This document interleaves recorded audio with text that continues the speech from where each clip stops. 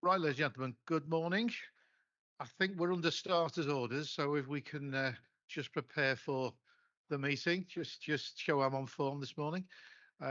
Welcome also the December meeting of our Council of Governors. Particularly welcome to obviously to our governors, to Siobhan, our Chief Executive, and members of the executive team, my non-executive colleagues, members of the public who are either in the room or watching us online, and members of the media who may also be witnessing the meeting as well. Can I ask that when in the course of the meeting, when people are speaking, please obviously attract my attention, but if you make sure you press the button in front of you, the red button to speak, and then mute the microphone after that, after you said what you have to say. The microphones are very sensitive, so beware. Just to check with the Secretary, are there any other housekeeping announcements?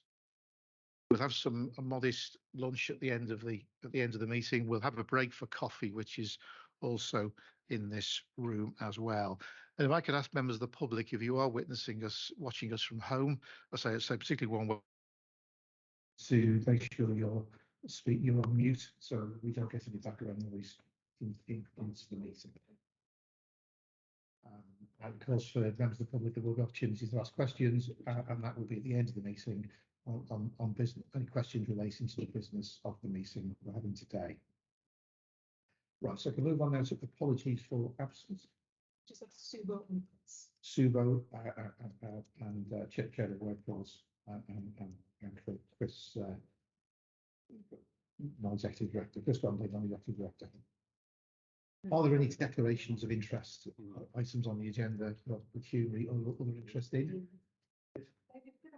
It's not a new declaration of interest, but with some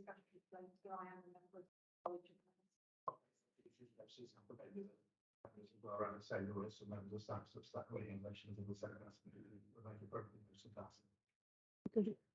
Let's move on then to minutes to the previous meeting. Perhaps just to confirm the 7th of September meeting to treat that.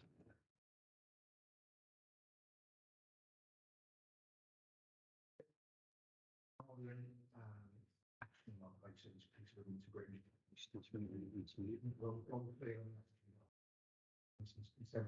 Thank you. I should have said at the start of the meeting also welcome to any new governors that joining. And I noticed that Harvey has rejoined us today. Congratulations on your election.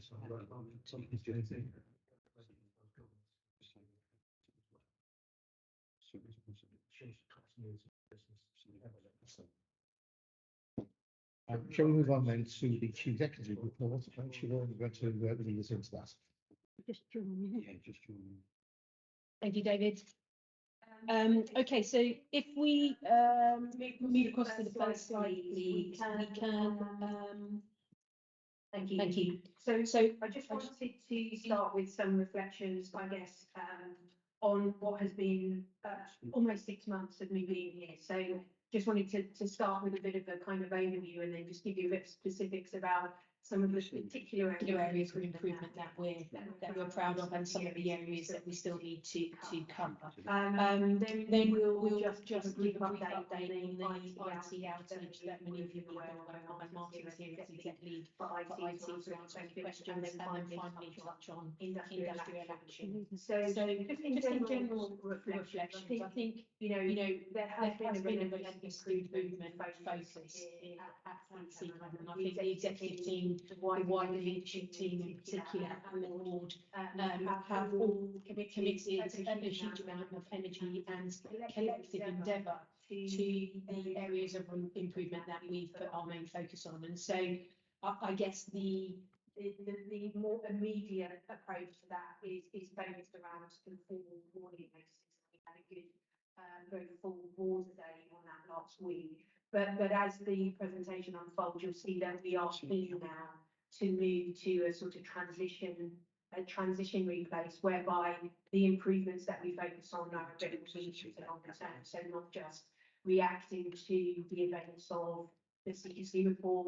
or the staff survey, but really embedding some foundations for improvement into the medium term. So I think the collective endeavour, collaborative endeavour has been very strong. There's been no questions of whether we're doing the right thing. Everybody is lined up behind the improvement journey and the four main pillars within that. And I think as we go through the slide, we'll be able to see some real tangible improvements that we can point to with evidence, which is a really great place to be over the last 6-7 months. As I said, I think there is good evidence of progress, and I think on this one we need to be kind of careful that we don't tick the box and miss the point. And this is the delicate balance really around the regulatory framework that we use, so not just the Care Quality Commission, but the National Recovery Support Programme, which has a huge amount of support available to us from NHS England, and also has a number of criteria that we need to hit next summer to exit from that programme. So I guess my key message on improvements are we have a number of things on the to-do list that regulators are asking us to provide evidence for, but we are very mindful that we want to be looking at the sort of strategic ambition for the future and create a foundation that is stable moving forward, as well as do those two things. So I think it's, there is definitely work to do, and we are conscious that January is probably going to be the time where we start to move into the how do we develop our strategic goals, our strategic ambition, how does that all align with the improvement work we've done already. And I guess, there's still work to do. There's always work to do. Never kind of, there isn't an end point to this journey. There's no destination we're aiming for. We're aiming to be a stable, good, well-led organisation that delivers great care for patients, and that simply is never going to have an end point.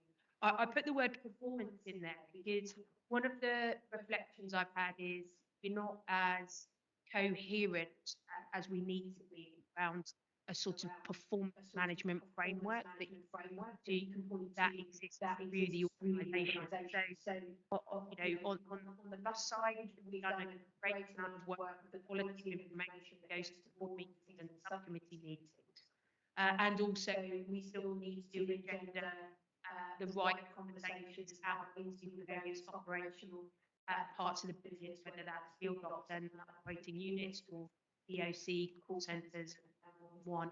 We simply need to be able to help people to improve through access to the data that is plentiful, but not fixate on the national quality standards for ambulance sector, which I think is can be a little constrained at times because it is very much focused on response times and full handling times. So we're working through with a range of colleagues in the organisation. How do we best capture performance in its totality, which will be, how many vacancies have we got? What's our sick rate? Have we done our appraisals? What feedback are we getting from patients? Can we triangulate that with any complaints or incidents? So performance in a more balanced way is something that we're taking a bit of time to do, and I think we'll be able to present some of that back in the next couple of months. There's no doubt that there's some well-known cultural challenges here at CCAM and in other organisations within the ambulance sector. I think we are starting to have courageous conversations about that at multiple levels of the organisation. I know that Emma, the Director of Operations, had a really important event on Friday with over 100 operational leaders, and the main focus was culture, leadership, behaviours and personal responsibility in that space. And just having a briefing this morning about it, it was incredibly successful, great feedback, and people asking to do it again in January. So I think we are starting to say things out loud that probably we haven't said for a little while for a multitude of reasons to say.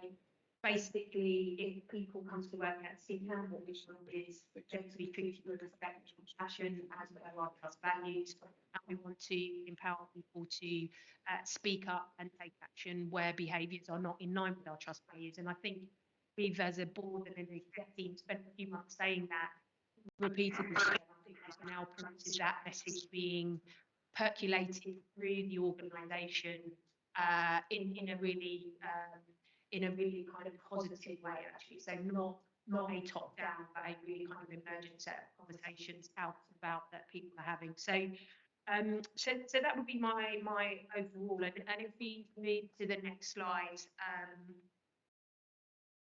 so just a bit about our progress to date. So this is through the lens of the 4 warning notices, and I know it's optically challenged if you're at the back here because it's small writing, but David will present on some of this later as well, and we've got some of this in printout that we can share with you.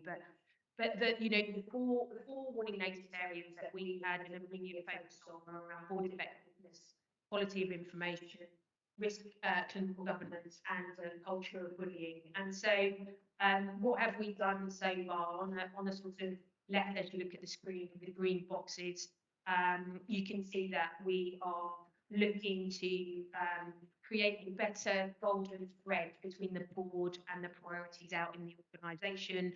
It's termed here as boards to road.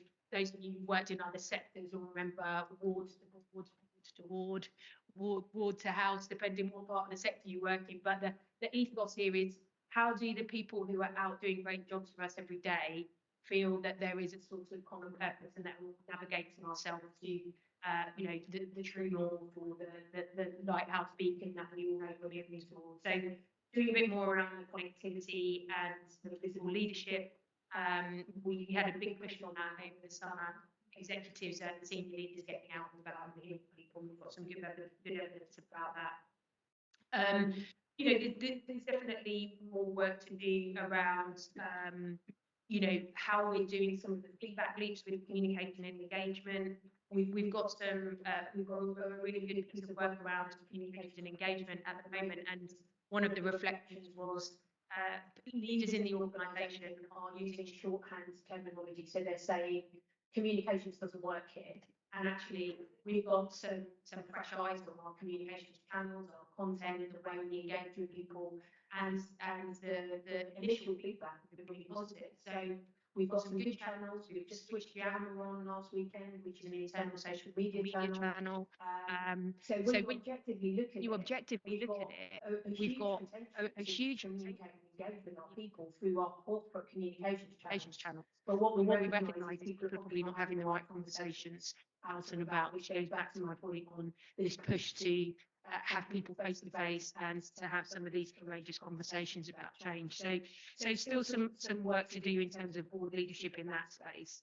The quality of information, this has probably been, I think, this warning notice too has been the greatest distance travelled between July and now. So the integrated quality report that goes to the board has been a complete revelation in terms of the quality of the conversation that it drives. And I know that Making Data Count session back in May, June time had a real kind of significant impact on a lot of us in terms of how the business analytics and the business intelligence team work, how we are much more thoughtful about presentation of trends over time, and then what that means in terms of board conversation. So I think, and again, NHS England's came down in September to observe our board meeting, and were incredibly positive about the progress between July and September. So I think we'll be really proud of that. And similarly with the board assurance framework, these 2 documents are incredibly important to be able to identify the things that we should be seeking assurance on. And I think the quality of information in both of those has been a bit of a game changer. We still do need to consider a data strategy where we can kind of triangulate quality, safety, and operational performance metrics, and that is never easy, but I think we've got a good foundation to do that. And again, this sort of focus on, do we have the right quality indicators? I know the Quality and Patient Safety Committee, the board subcommittee, is continually working with the executives around, do we have the right quality metrics that we're identifying? And then into risk clinical governance, there was a massive push on catching up on a backlog of incidents, which has virtually been obliterated now. That long backlog, so just a handful left from that batch. But and we've updated the risk management strategy and governance. But we still need to make sure that the way risk is handled and reported across the organisation is consistently good, and that it exists below the executive level, and that leaders in the organisation are using risk scoring, risk mitigation, escalation and de-escalation of risks in a bit more of a normalised way. And then finally, on the culture of bullying and harassment, so we have 2 additional deputy Freedom to Speak Up Guardians that have started in the last couple of months to support the Freedom to Speak Up Guardian, and the sort of approach around handling of cases when these behaviours are identified and people complain about them. We've got an improvement plan within the HR and IT department to be much more timely, decisive, effective in the way we handle cases when people put them forward. Because one of the problems we've got, I think, at the moment is we can say, you know, we want to engender a culture of zero tolerance to harassment of any kind. But because we've had so many cases in the backlog, a bit like the incident backlog, we've got to run fast to catch that up. So then we decided that people to trust us that will be timely in our conclusion of the investigation.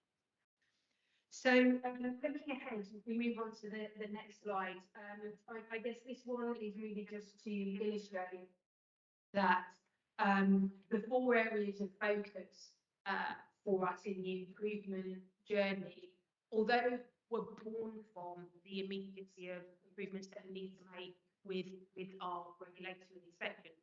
These 4 pillars, we believe, are the kind of medium-term ones that will probably start to hang strategic goals and objectives, and team objectives and personal objectives from. And so I think just creating clarity and simplicity for people, so we can go out and say to people, these are the board level strategic goals around quality improvement, responsive care, people and culture, sustainability and partnerships. And I think they resonate with a lot of people. So I think we'll be saying, as a board into 2023, let's not lose the power of engagement we've had in those kind of big 4 pillars of improvement. Let's use them to create a strategy for the future that is sustainable. That is sustainable. So then if we just move on to the IT onto the next slide, please. So for those who weren't aware, we do have a major network failure at Crawley. The work was already in train to replace the technical bit of kit that we knew had a vulnerability in it, and it failed before we got to only probably 2 weeks before it was being replaced by a much more resilient piece of kit. So basically, without going into too much of the detail, the software supplier and the teams that we were working with failed to get the IT outage resolved in the time that we would have really wanted. So the computer-aided dispatch system was the main risk to us, because we had no CAD for a number of hours, and that meant that when people called 999 into the emergency operations centre, the teams were dealing with manual systems, so they were dealing with paper to record the calls, and the call handlers was standing up and walking across to the dispatch desks to get the ambulances dispatched, and the dispatchers were using radio, not computers, to get hold of people. So simple terms, that's what it meant. We are looking retrospectively back at the period of time that the CAD was out to see whether we can identify any patient harm, any incidents, any serious incidents, any complaints. And so we haven't concluded that piece of work yet, but at such time as we have, then we share it with Quality Patient Safety Committee in particular. And if we just move on to the next slide, obviously it's not, there's a huge amount of money on what Martin and the team have said. We can't rush this kind of post-event diagnostic of what happened and how we avoid being in a similar position. So you can see that there's extensive timeline there around different elements of debrief, understanding both internally and externally. I should have said that when we were working to resolve the incident, London Ambulance Service, NHS Digital, the external supplier, and Sleep Actually all working on it. So there were 4 different parts of the sort of IT intelligence working on it. So we're due to get a report into the middle of January that mops up everything in terms of learning and mitigations and risk for the future. And then finally, I'll just move on to the industrial action updates, and then we can open up to questions. So on the first, on the next slide, again, the text is a little bit small. The text is a little bit small here, but so basically, in summary, the Royal College of Nursing have committed their dates to strike, and we have a very, very small number of Royal College of Nursing representatives who voted yes to strike. So, 35-ish people, but not confirmed in terms of dates. So the RCO are coordinating which organisations in which regions are striking. Unison, we had the outcome from, and the outcome was that they did not have enough people who voted to strike. However, we understand that Unison members may well be reballoting. Some information we've got this morning, so no news there. And then GMB is our largest, you can see in terms of numbers. We've had notification that they do have enough people to confirm that they will either take action towards full strike or that they will strike. We're waiting now. They need to give us 14 notice of their intention to do either of those 2 things. At this point this morning, we don't have any information about what that is. So you may have seen in the media over the weekend there was some speculation that there may be a coordinated union attempt to create mass disruption into the NHS, and that may be the 20th of December.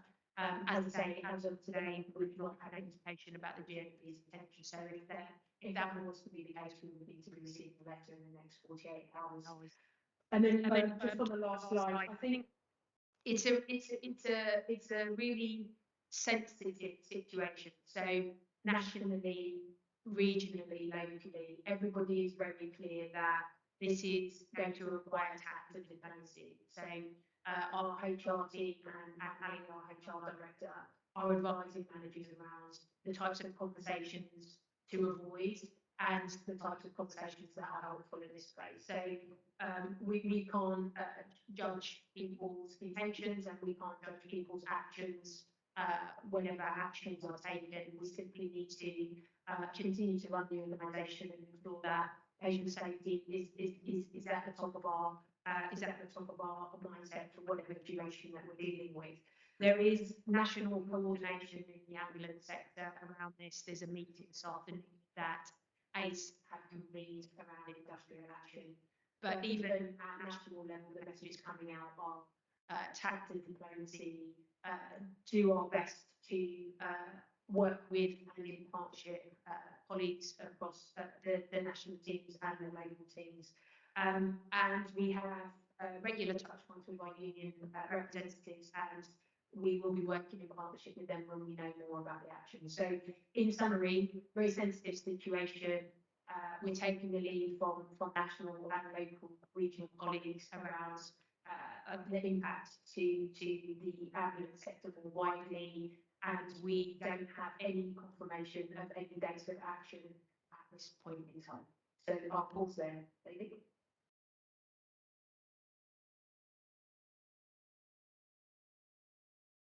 Thank you, Siobhan. That's a very comprehensive report. Before we turn to questions, can we jump up our questions? I've just got any questions on what Siobhan was saying on the improvement process with the work that's been going on, the CQC inspection and the response to that? Yes, I'm just wondering if you've had a thought about the performance management and sort of strategic goals, obviously intimately connected together.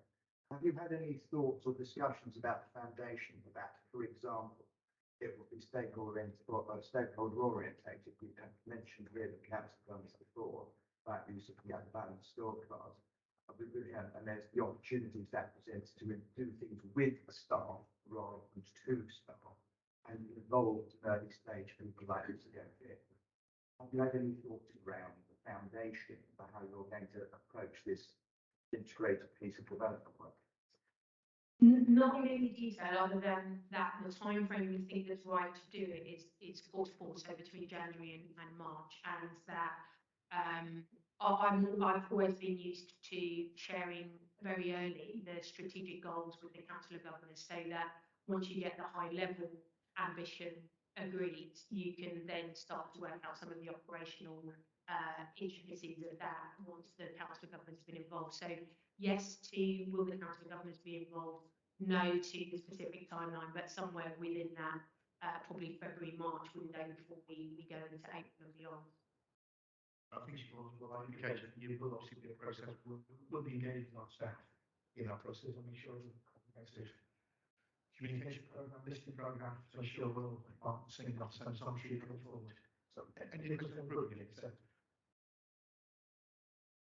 Yes, I've got a question about the timeline on re-establishing management and the workforce. I mean, my experience has been that we've ended up in this situation over many years. I mean, I've had the benefit of going to quite a number of board meetings, and we've ended up in a deteriorated situation. And I was just wondering what the board's feelings were of how long it might take to break down this situation, given that currently there's quite a lot of scurrilous activity on WhatsApp going on. So do you have a feeling whether we're in for, years or months, that sort of thing? I mean, do you have a feeling about that? So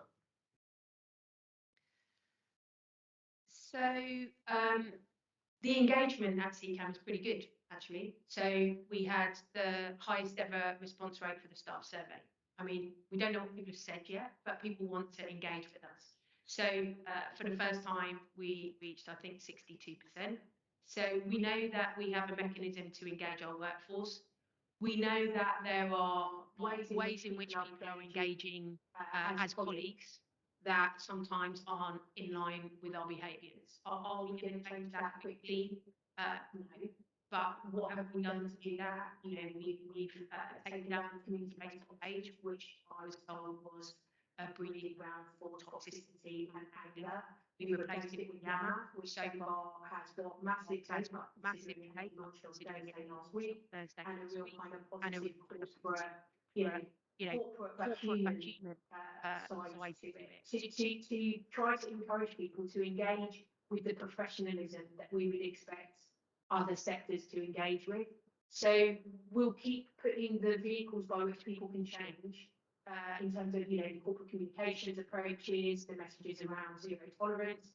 And I think the reality is we know that this is a very tight-knit community of employees who like to engage outside of the brand of CCAM with each other in various ways. And I think that is a ambulance sector nuance that I've not experienced in other NHS sectors. So I don't think we'll change that part of it, but we will be able to change what people do when they're at work, how they use any branded CCAM communication channel. So Yammer, for example, we've got very clear rules of engagement, very clear approaches to ensure that the behaviours exhibited are in line with trust values. And we didn't have that with Facebook in the end. I think we did when it was set up, and I think it became too permissive of individuals' behaviours that weren't in line with trust values. So it won't be a quick switch, but we are putting things in place to try to sustain the improvements in how people behave in a professional sense. All right, thank you. The question was addressed to the board, so I think that answers you. Only one of them, I think, to make a comment just in terms of position around function, time scale, short or long term. Yeah, sure, thank you. I think the point you made is a very good one. So my experience of other organisations, particularly looking at the wider public sector, it is really important that we have a mission,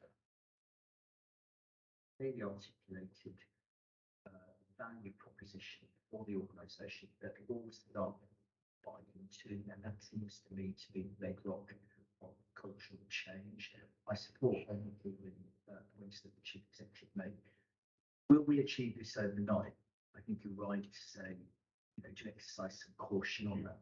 I think it will take a long time, but what it does mean is that we have got to be consistent and demonstrate sustained effort to actually get that message across and support people. One of the things that I'm struck by when I go out, and I know my colleagues have got it, we've got a relatively young workforce. They've got lots and lots of ideas and they want to be involved. It's a question mark about how do you harness positivity in a way that makes them feel that Steve Candy is for them. And I think that to me is also part of the change that we've got to bring back. If you harness that innovation with it, I think you'll find that the naysayers are isolated. That's the approach that we need to engage with.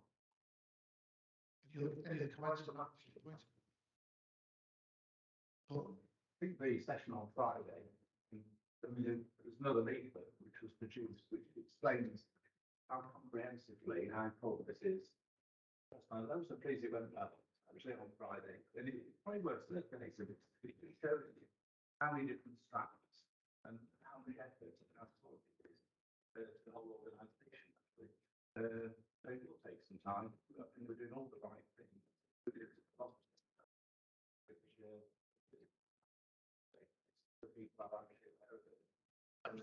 That was for the operational staff, and it summarises the right. It's multiple strands, the sheer amount of effort and concentration on this particular topic. Can I just summarise on behalf of the board, because I think the Chief Executive has given a very comprehensive answer to the question, and I think it's something which is absolutely resolved to a man and woman to resolve. I think we're clear this is not a short-term fix. This is a long-term cultural change programme. I think from an executive perspective, we now feel confident that the executive team have really got on the issue and are leading. However, this is a challenge. And what we are all resolved to as a board is to make sure we support the executive team and the leadership of the sort of change programme. Make sure we are very clear what type of culture we are pursuing and see what kind of organisation we want. And that is work that is still ongoing. Whilst supporting our staff, but we're also determined to raise the issue. And again, people do not wish to be held in the views of the organisation and within our own code and their professional code. This is not the organisation.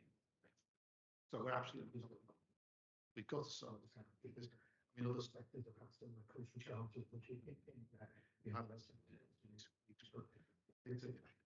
a new profession helping. There's some great fantastic people working really hard. The profession itself so we are determined to change it, also change ourselves into it. So it's really important. It's important to stay out. We are resolved on this, we will fix it. It's not fixed out. Right, look. Improvement, Jerry. No, it's a question about my thing. Yes, just close on. Thank you, Nick. So, I'm really concerned that it's been underplayed because this wasn't just a CAD outage. This impacted for over a week, actually. It was other IT systems within the trust. So it's internal investigation systems. There was the scheduling system, the email. I think this is now what the third time we've had a major CAD issue within the last 12 months. I just need some assurance really that this has been investigated as the hardware issue and the software issue, and that's you hear lots of rumours about what went wrong, etc., etc. Hopefully now, from what you're saying, that's going to be more secure. But we're a business that relies on IT. And it had a massive impact. This wasn't just on the CAD system. So on the back of that as well, there needs to be a really deep assessment of if there is any patient harm caused by this, linked into the previous ones, previous CAD outages.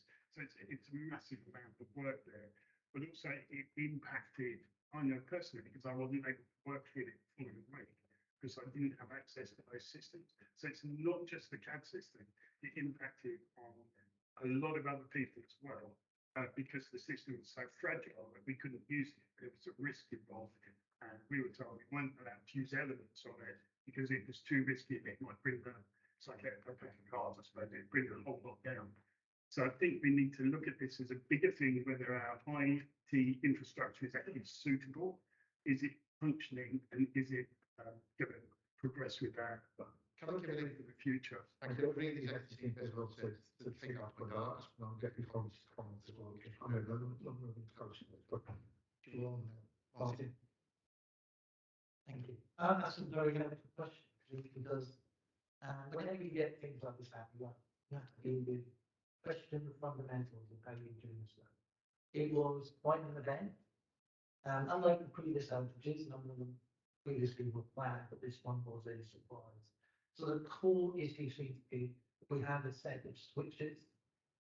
I hesitate to put it always reminds me of Fortnite. It's not Fortnite, it's Fortinet, as the people who provide it. And the technology will be good. And we've known that for some time. We've been on the process of replacement.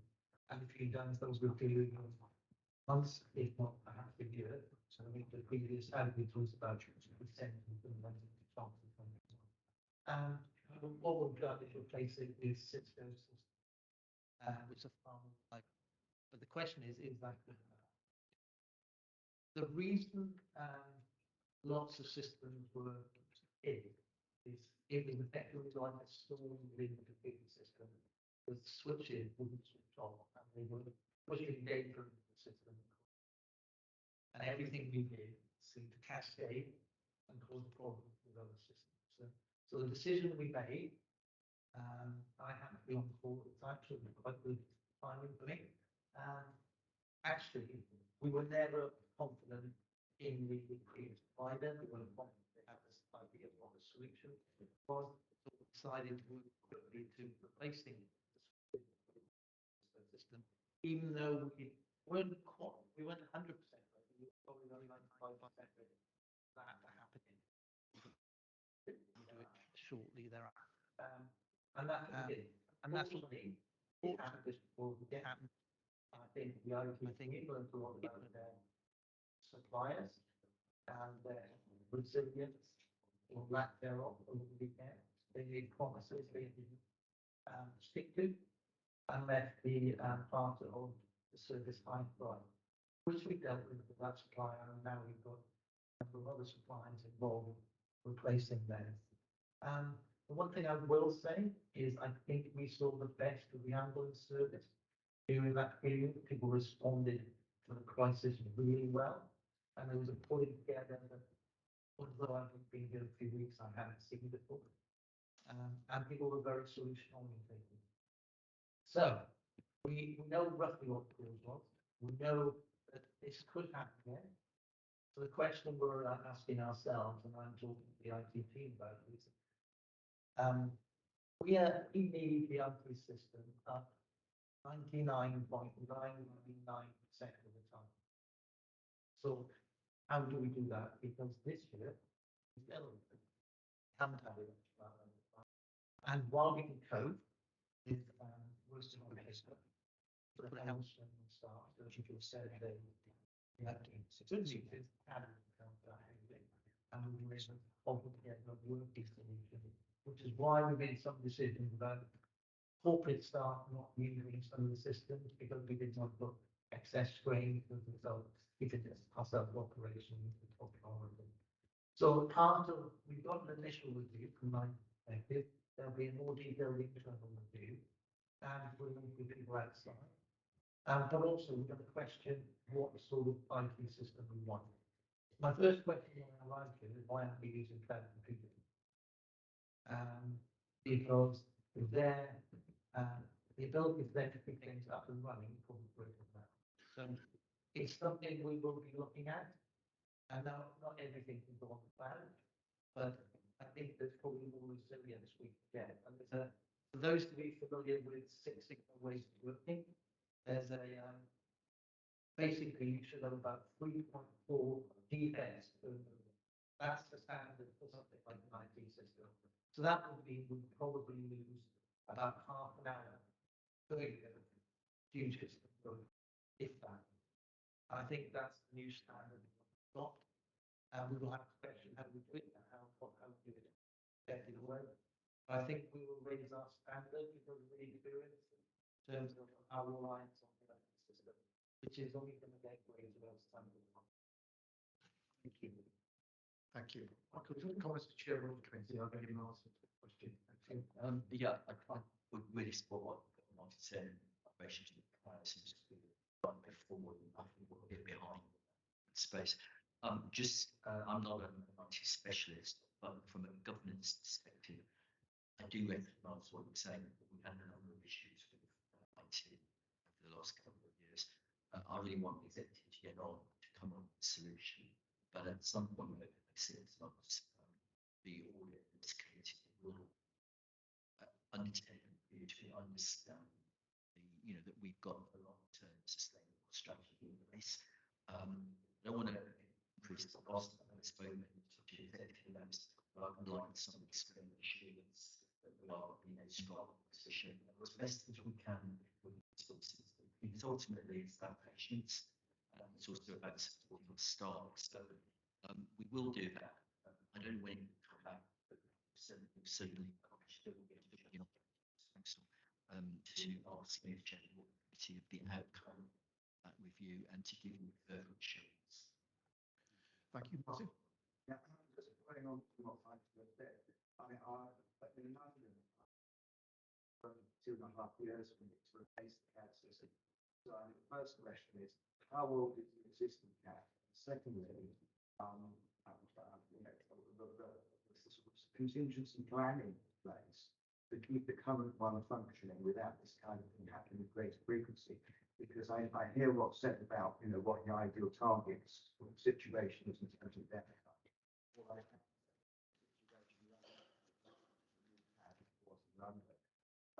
Sort of downtime in the year that we talked about in the table.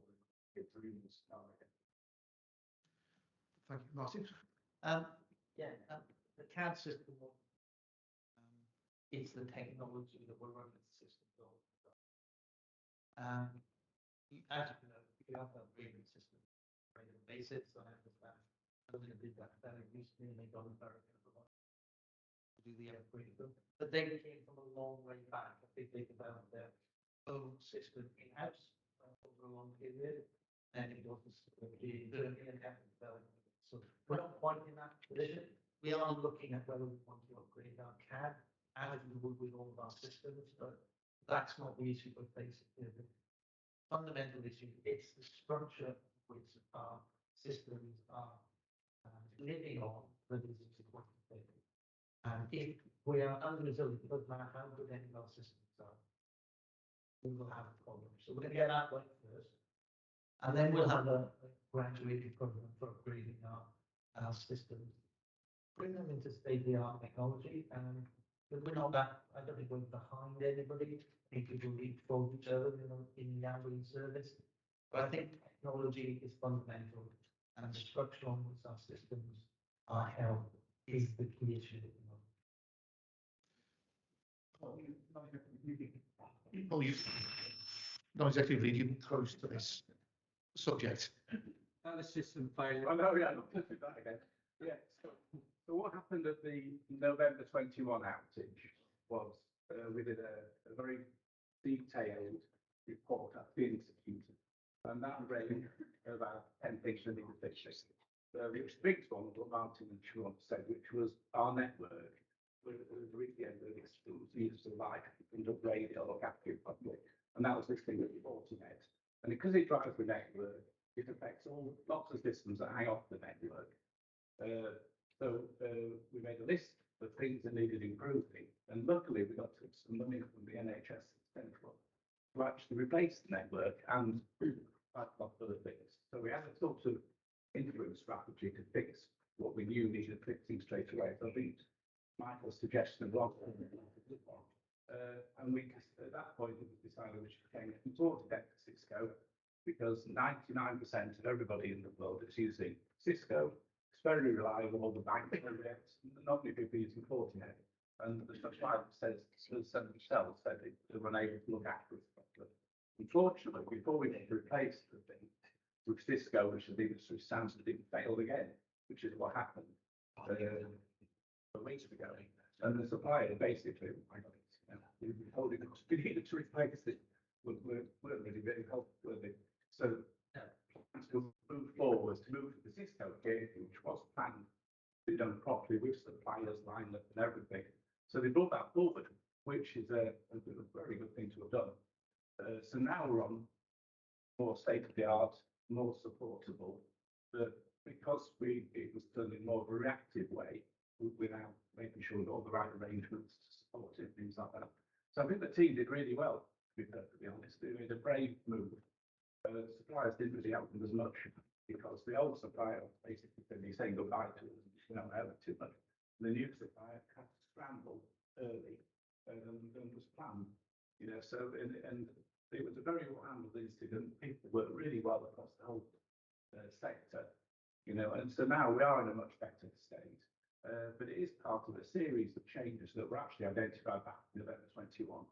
Quite a lot of the changes have already been made, but more to do. And what we need to do is take now more of a strategic view as to are we in a, but I think we're in a much better state than we were back in November 21, right? And strangely enough, this instance actually helps us get rid of the old Fortinet backbone network and move into something that should be much better. Thank you. Right. And move on to the final section. Chair, I just wonder if we knew it was a risk, where did this, and we're talking about improvement of risk assessment, where did this risk sit profile? Like the whole idea of knowing you've got it doomed to fail and not replacing it, actually, until you climb for it, is yeah. I think Duke fail's been strong because it has worked well for a long few years, you know, and it hasn't been 99 point. Nobody expected it to fail, right? And it hasn't failed in the past. I think that's what this instance shows. What caused those circuits that caused the thing to fail? We don't know that yet. I think that's being some question we're asking that might be able to possibly will be able to teach some of the things to achieve some of the things. These people did part of the design. You can't really I just wondering, in waiting, just the minute thing, there was a series of campaign plans. When I first, Get this thing in place. when I first like there was a planned outages, there was a following planned outages, in December. And because we don't make sure planning, we have to do this completely. Just a decision. Working comfortably with previous providers, understanding the potential for those solutions.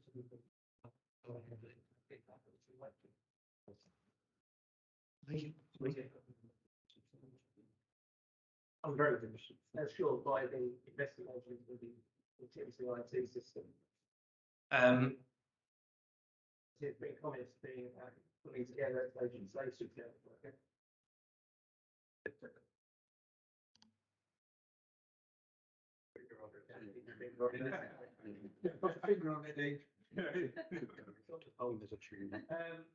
There's been comments about putting together patient safety, etc. When we've had these outages, in particular in this as well, we've lost volunteer workforce, which is sitting in communities, and I want to be sure that that's going to be part of your pitch. Two things. We're looking at the second phase of stuff. I spoke to Paul and Fiona, and I'm reacting how they define it. Anything about it, we're looking at it. So, yes, but it's operating a paper-based system. But we'll keep working on that. And there was an issue with the volunteers, you're right. I think it happened on Tuesday. The Tuesday of the outage. But we managed to probably get something to get to make sure that we can use volunteers, but it didn't highlight that, and that's a net risk area. Rest assured, that'll be part of our investigation. Let's take that action on since we can do that. Just again, so we move on to the final section, which was an update on the current industrial situation in the NHS and CPAM. Any questions or comments on that, Martin? Yes, in terms of, in 2013, the Rent Union Records Strike, they were attending Cat ones. Is there an agreement as to what they will attend, something which is going to be agreed locally, or will it be something to be agreed nationally? And also, is there any kind of professional, ethical requirements, regulations around what paramedics would be expected to do in the face of the Cat 1 incident? So at the moment, it's being agreed nationally. So there's what's called a scheme of derogations, which are exemptions from strike action across the whole NHS. And that negotiation between each individual union is happening at national level. So we hope to get some more information about the progress with that at the ACE, the call I referenced earlier, which is a chief executive call for all chief execs around the country with an update on industrial action from the central team. So, but we're pushing hard for the negotiating to be consistently at national level. And that will be both with the Royal College across all of the professions, including paramedics, and with the unions with regards to what areas of healthcare are exempt from action. So as we've seen here from George reports, there's still details to follow and a lot of this. It's a very live situation, and the laws are fully kept up to date. Our particular briefing on this last week, and we will be issuing regularly over 20 weeks with a quality basis safety committee that will appropriate for PNC and also monitor what's happening. It's a course I take it into. I'll also effectively start tackling as well. No one wants to be in this situation. We should all our staff, so we do need to handle this with great care, and that's what we propose to do. Can I move us on now, because we are behind time with important matters that we can reach on, so there's nothing to make sure we don't have any unnecessary fees. Before you have any legislative or committee escalation reports, and we're looking for maybe on this agenda now to make sure that we don't miss any invited items on the pressure tonight. The first committee, you're looking into that, just like I'm just sharing notes with headlines from the committee, like all sorts of, sorry, we council government members have opportunity, but I know that I will really try to start this. Michael, on the other, Just a general point, that really relates to Siobhan's chief executive's report. So in last meeting in September, the work underway in response to the warning notices was at a early stage, and at that point in time, as you can see in my report, there were a number of areas where we gave partial assurance or we were expressed concern. Previously, as an issue around risk management and the quality improvement process and culture, which was the main concern of the committee, and this was escalated to the board as we felt at that point in time insufficient progress made. Since we met in September, there have been a number of board discussions, and as Siobhan said in her presentation, we are making progress that is to be done. We have another audit meeting next week where I'll be following up some of those issues.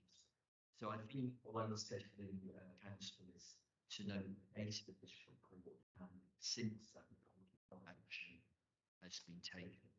The one risk that I would continue to highlight is culture, where as non-executives and executives we know that we have a lot more to do in that space. Chair, that's all right, Senator.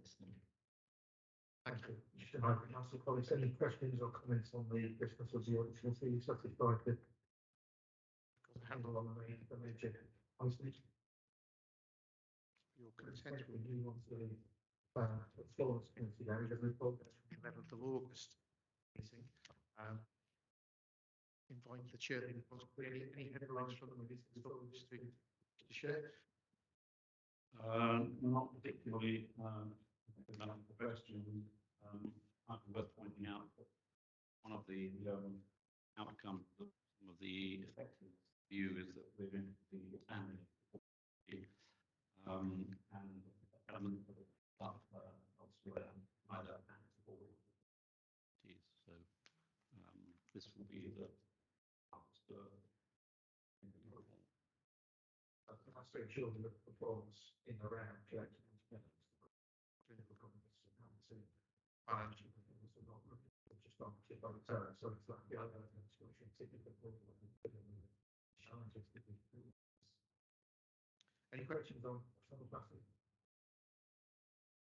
The Workforce Wellbeing Committee, because the chairman of the Workforce Wellbeing Committee is on those today. There are some members of this committee here as well. But just like any comments from some members on that agenda. Kirsty? So my question is, some of there's two really, so it's coming back to the culture programme. I'm really sorry. Actually, EOC 111 culture has been a concern for the organisation for quite some time, and yet I find it really disappointing in the papers to say that paper didn't help us get too many gaps. So how will we support the people? But also the fact that there doesn't seem to be the traction within the EOC 111 culture, because actually people have areas of concern. And my concern is how can we be assured that it is taken seriously? Because reading that in the paper was quite disappointing. Siobhan, do you want to comment on exactly? I just speak, I sit on the committee. We've also had a recent WWC committee where this was very much a focus of attention, and there is work ongoing here to improve that. It was also part of the senior management event that happened on Friday that the senior managers from there attended, and we've done a lot more listening activity within the EOC and the 111, and also from an HR perspective, we've been looking at the turnaround and the exit interviews in terms of the volume of turnover, which we know is the highest within CCAM. So we've done an initial review, and then we've put formal actions in place around to manage and to move that culture into a different.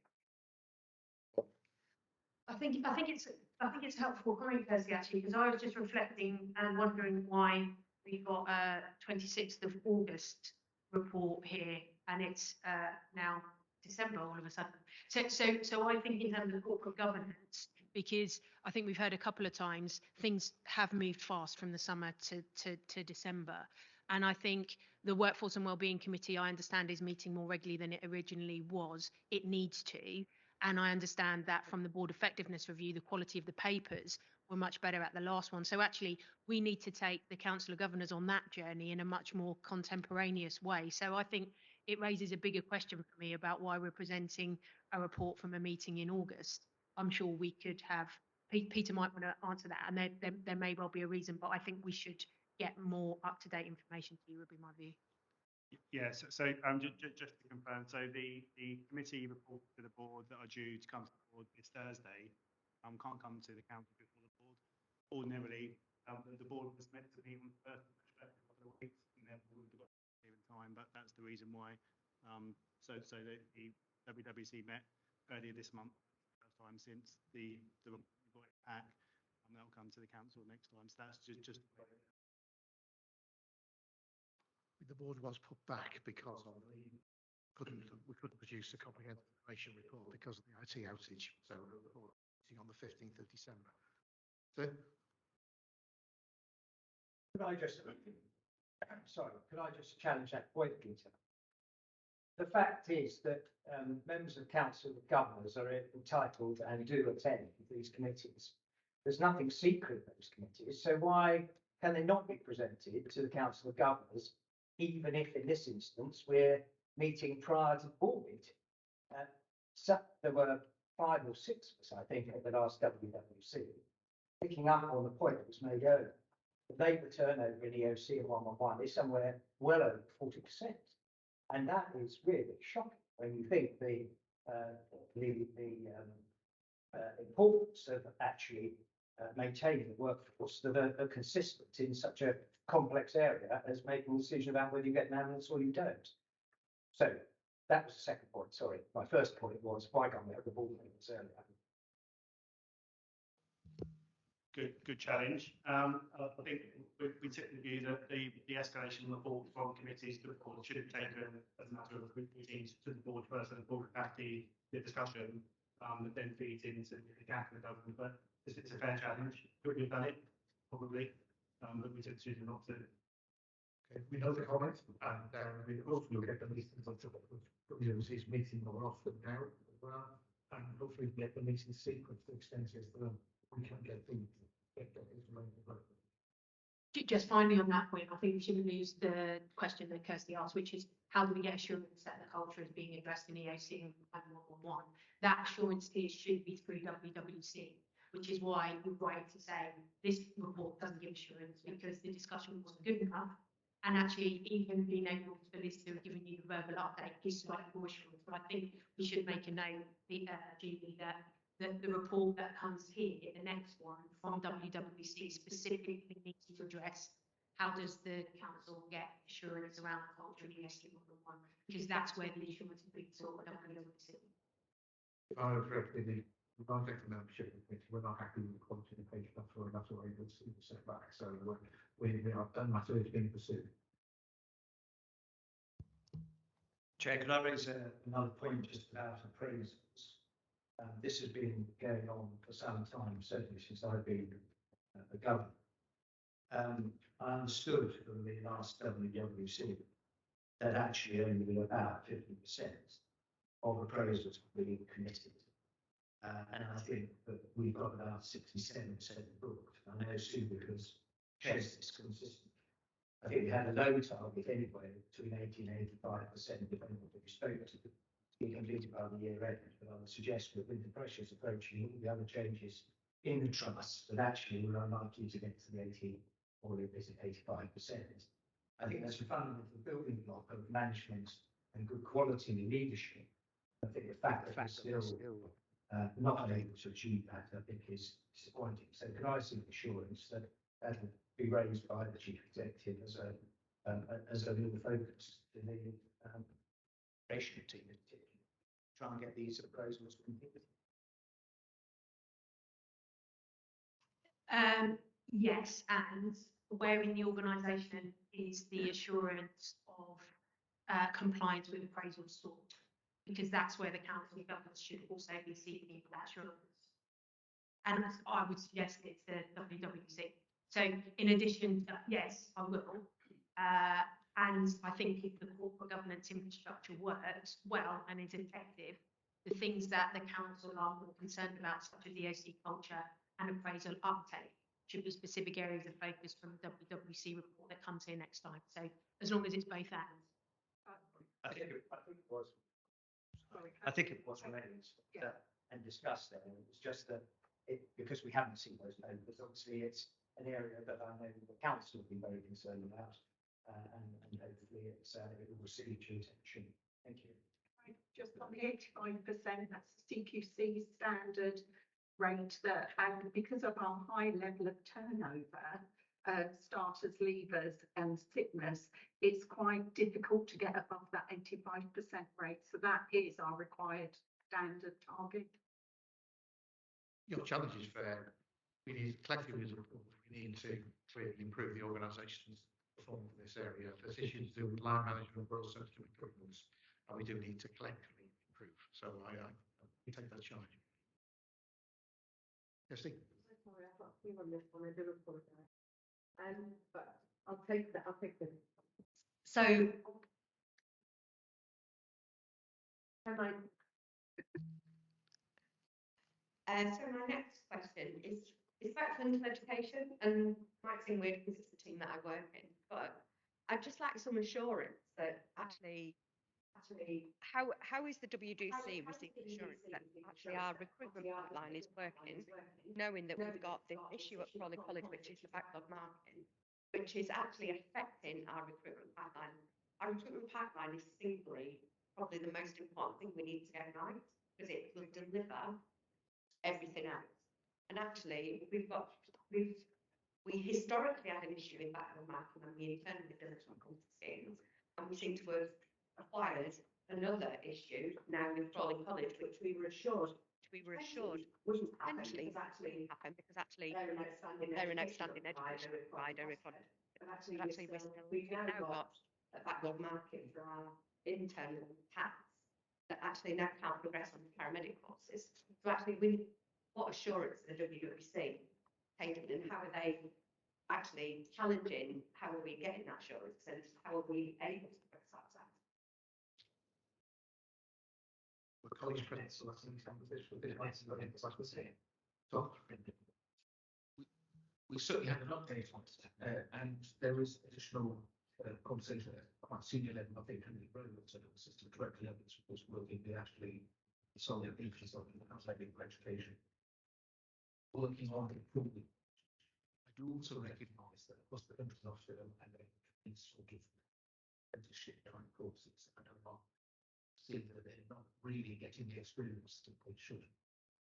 So the assurance is, you know, you can't see the people in the organisation now engaging. So it's not just actually, it's someone who's seen it.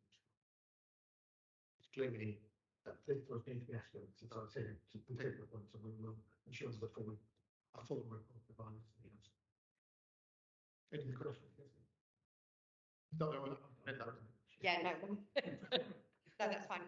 My only other one, which is completely separate, is the Medway move. How are we?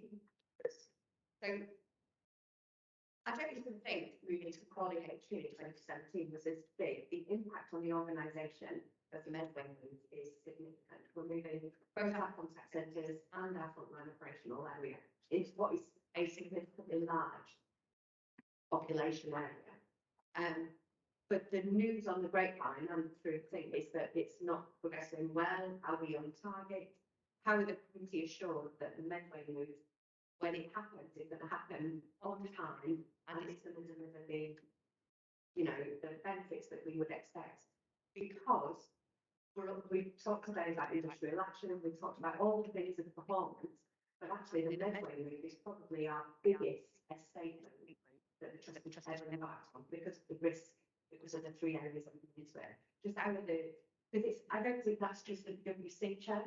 I think there's all the committees should be potentially looking at the impact of what is the Medway move, because I think that's what the biggest potential impact, either go right or wrong, depending on which side of the coin it sits on the day. It's one of the ones that inherited. So I don't think the project has been managed well until fairly recently. I think it's the provider and builder seems to be slow and non-responsive. Our managing agents, I've put in a similar sort of category. So it did get escalated to the EMD. And one of the things that became immediately apparent, I think, is how we govern these projects needs to be reviewed. So what we've done is we've put some significant program management in place. And now all of the aspects are being put together, being moving of the workforce, being run by HR, but that's now been done and we're assessing the time of that. The project, as I understand it, was originally due to be completed in July this year, and it's been delayed. It's cost us some money. The providers want to do the same again. Originally, they were making this late December. They put in a suggestion, which the managing agents are reviewing currently, that goes to end of January. We're waiting to get the assessment from the managing agents. And I'm getting it independently vetted by a separate managing agents, but I'm not absolutely convinced the existing ones are doing a good enough job. The issue is we need a definitive date by when it's going to be complete. And it's when it's going to be complete with power on, which is the key element. One of the fundamental issues is we're also building a data centre there, and the IT team needs sufficient time to manage it to deliver this year. The big issue is I think the most complex, not the biggest, but the most complex is moving the staff. Because until we can say when the man definitive date is, we can't go to when they're going to be. I think we're probably a couple of weeks away from knowing that definitively. I think we have a handle on it. One of the things I've done is I looked at the government structure in, I was running finance, we have heritage estates and procurement. But looking at our regional government, so how things feed into the be. So EMB get a regular monthly update on major projects. And from there, then we report such sort of people about that would we go to finance investment committee, probably workforce on this one, and whichever other meetings. So the risk is high. The risk is high of delivering this year because we don't know what the capital monies we get next year because we're moving from our existing commissioner, sorry, Sussex. We'll do our best to reach that message. So I'm confident and within 2 weeks there will be they'll be able to give assurance. But our current management of it, although we need to be honest, I don't think we've managed it well up to this point. And I'm investigating how we do our procurement elements for our managing agents, make sure we've got a number of providers who can supply the service, and we've already put a new one on our other projects, Jersey, that is different from the managing agents we've used previously. So it's a complex picture, but I think I'm pretty sure we've got a grip on it now, and there will be going to EMB and finance and investment, which will support that quite soon. Thank you, Martin. Can I move on to Quality and Patient Safety Committee? Tom, are there any headlines for the meeting and then we'll discussion? Thank you, Chair. I'll give a positive head. You'll see, and this is obviously the minutes for the escalation of the introduction of the quality summit is positive. That's sorry. Can you hear me now? So the introduction of the quality summit, which is going to happen twice a year, is a real positive. It's bringing our clinical staff and several other people around the table with external colleagues as well to the patient journey, to look at where the risks are, to look at where the opportunities for improvement are. Really positive step. Liz and I, as GPS committee members, have asked if we can be invited to the next one. But that work has already helped to inform some of the quality improvement plans that we heard about at our most recent meeting. So that's a positive. In terms of, there were no formal escalations to the board from the September meeting, but you'll notice there are some items on here where we sought management response subsequently for assurance. And we've had those around the safeguarding training plan, and around infection prevention and control and clinical audit, in fact. So we have seen progress since the September meeting. I just want to point you to the medicines management section of this report, where I've apologised to the medicines management team for the wording used in this escalation, because I don't really think it's really what we meant.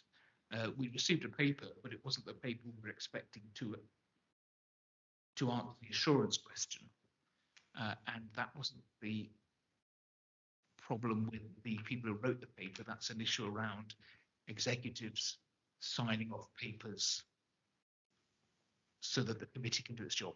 So that's a conversation, but actually that's quite a common theme across the papers we've received recently at QPS, and it's not just about medicines management. I'm going to stop there.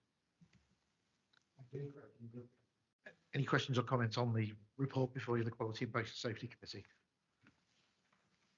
Just one. Oh, microphone. DJ Nick. Yeah, so in the incident and harm governance section, you talk about PSNF and the introduction of it and legislation that goes with it. It's a ticking time bomb, isn't it? Because it's only August is when it's got to be, to my knowledge, it's August where it's got to be implemented fully by the trust.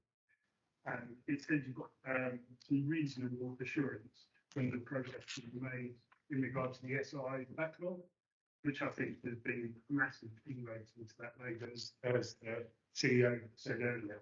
But I am worried that is there assurance that there's enough support for that department with the introduction of a whole new cultural change to investigation with PISA? Question. Maybe.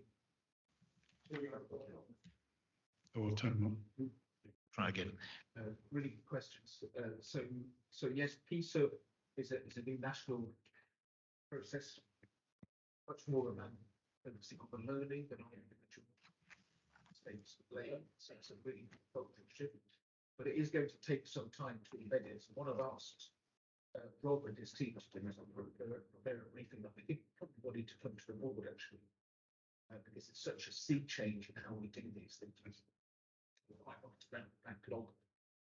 Obviously, with the IT outage, the paper-based that will also that would serve seconds. And I've asked Rob to report on that aspect of things. Thank you. Thank you. Can we move on to the Finance and Investment Committee? Just picking up the thematic points that the council raised concerning Finance Investment Committee or that area. One was around the 111 situation where there was this anomaly with demand going down and performance being poor. Might hand over to Martin in a moment since he's closer to it, but fundamentally the answer is that we're spending more time on each patient, or so it's sort of good and bad. It's good from a patient perspective, but from a cost perspective, the assumptions were that we would spend less time, but that's the fundamental reason why we've got that apparent anomaly. So I think demand was going down by about 5% compared with the contractual volume, and about 4% year to date. But call answer performance is also way down, as I say, partially because of the time being spent per patient. But if you wanted to comment any further on that, Martin.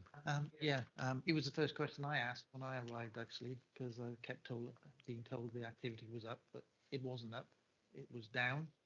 And therefore, I managed to ask the question a few weeks ahead of our commissioners, who asked very similar questions. Unfortunately, we had the answer. And we are spending a lot of time with the patient, which is a good thing. It's good patient experience. However, I'm not sure that's the service the commissioners are buying from us, and therefore they're not paying for it. So there's an issue there. We are compensating, and I know people don't say this, but for some GP services and some community services that aren't being commissioned. And we can't be the provider of the last resort. So there is something we need to pick up with our commissioners around this. We want as good a patient experience as we can get, but it needs to be within the bounds of what is reasonable. So we're entering that period. We've started our planning for next year already. We want to be ahead of the process. So probably come around December, January time, we'll start engaging with our commissioners about what service you want. And these are the services we could provide. We're working with David and his team to come up with a range of scenarios so we can make a set of offerings to our commissioners. I think it'll be a little bit more interactive than it was last year. Thank you. Is it okay to carry on, please? Yeah, thank you. So the other thematic point, I think relevant to the FIC, was the Fiat update. Again, we've got the expert on the matter here, but I understand there are sort of three key areas. So progress has been made steadily. There still remains this issue with the vehicles being overweight, in excess of 95% of the gross vehicle weight, and it does seem that that is a problem of our own making, in the sense that the vehicle itself is up to spec, but that we have spec'd internal kit that causes it to exceed the value, the weight by about 20 kilos or something. So I think that's still being worked on as to a resolution on that. But if we end up being overweight, then that affects the insurance arrangements for the vehicles, which is obviously quite serious. The fit assessments continue, so 50% now been done, the rest scheduled for Q4, so January to March next year. I understand we also now have 8 new vehicles with the new updated saloon, with change the back location, make it easier, and there'll be road showing those around the patch in due course. David, anything else to add? Thank you. Can you hear me? Yeah. I think it's not just the insurance that's affected the weight of the vehicle go up to 100% first year, like the 5% is the buffer of what we do for people. So the way you use this calculation is assuming it's 5 days per individual. That's not quite how it works. It's at that. Imagine most people would be. So that's a cost that one could for people. The 20 kg specifically is a feature that we decided to include when the vehicle was lighter, but still within the national spec, and that's the step to get off the vehicle. Now that's a safety feature here, as you know, we're going to take it forward to with success on that, because ultimately it's about very, very largely reducing the buffer, which is our Stephen Tully made a new basic feature that independently reduce the risks. So we'll do a risk assessment and make that decision. Nothing much more else to add. Howard, that is, we'll keep an eye on for the risk assessment. We're starting to share the results of those with our commissioner as well, in preparation for potential irrigation. We have an estimated quote if we will end up with challenges. We are still committed to prepare another 47 before the 3rd of March. So we are on a trajectory of ourselves out. Is the reality at the moment. So we will be able to as we can. The vast majority of our folks can drive this vehicle without a challenge. But of course, we don't want to include the future challenges of having to break without or to overcomplicate the matching or leadership on our drivers. Thank you. Anything else on fire? Yeah, just quick one. There isn't no risk about there's specific escalations in regard to overtime, and it's basically a small cohort of people doing a lot of overtime, and the impact potential with burnouts, etc. The question I had is that we seem to be obsessed with incentives at the moment. So virtually every shift in EOC, if you're an EMA or tool taker, is incentivized, and various other and other sort of shifts seem to be incentivized. So we're trying to be fiscally prudent, I love that word, on one sector, and then the other sector seems to be every other shift is incentivized. So where's all this money coming from? And why are we doing that? I think it's a very, very good question. I think they've been introduced over a period, and probably some of them for deliberately for COVID, I think, during the winter. It's a good challenge because I think some of them haven't then been withdrawn. But I'll hand over to Martin to comment more specifically. That's exactly the right question to ask, actually. We're exiting the pool as we speak, so I think the next ones will be EOC and 111.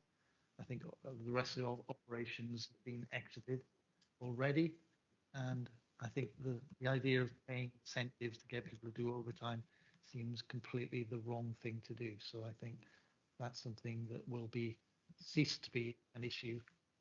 And sort of coming back at you on that, a lot of the people who do the incentive shifts are the lowest paid people within the trust. So they've now, over the last 2 years, probably 3 years post-COVID, they now rely on that as almost part of their wage structure, because they do so many shifts a month and it gives them the added incentive. So if you withdraw it straight away, that's going to impact on the staff. These are the lowest paid people. So there has to be some way, I'm not sure, I'm not clever enough, but to just withdraw it in one hit is going to have an impact on those staff. So then they'll have more hours to make up that difference. And we're already talking about a workforce that has a high proportion of burnout that's starting to show, mainly through not just stresses at work, but by that demand, because cost of living going up. It's the lower echelons of the banding system who rely on that and overtime. So I don't know if there's a strategy for doing that, or someone's actually thought about that, how it will impact on people.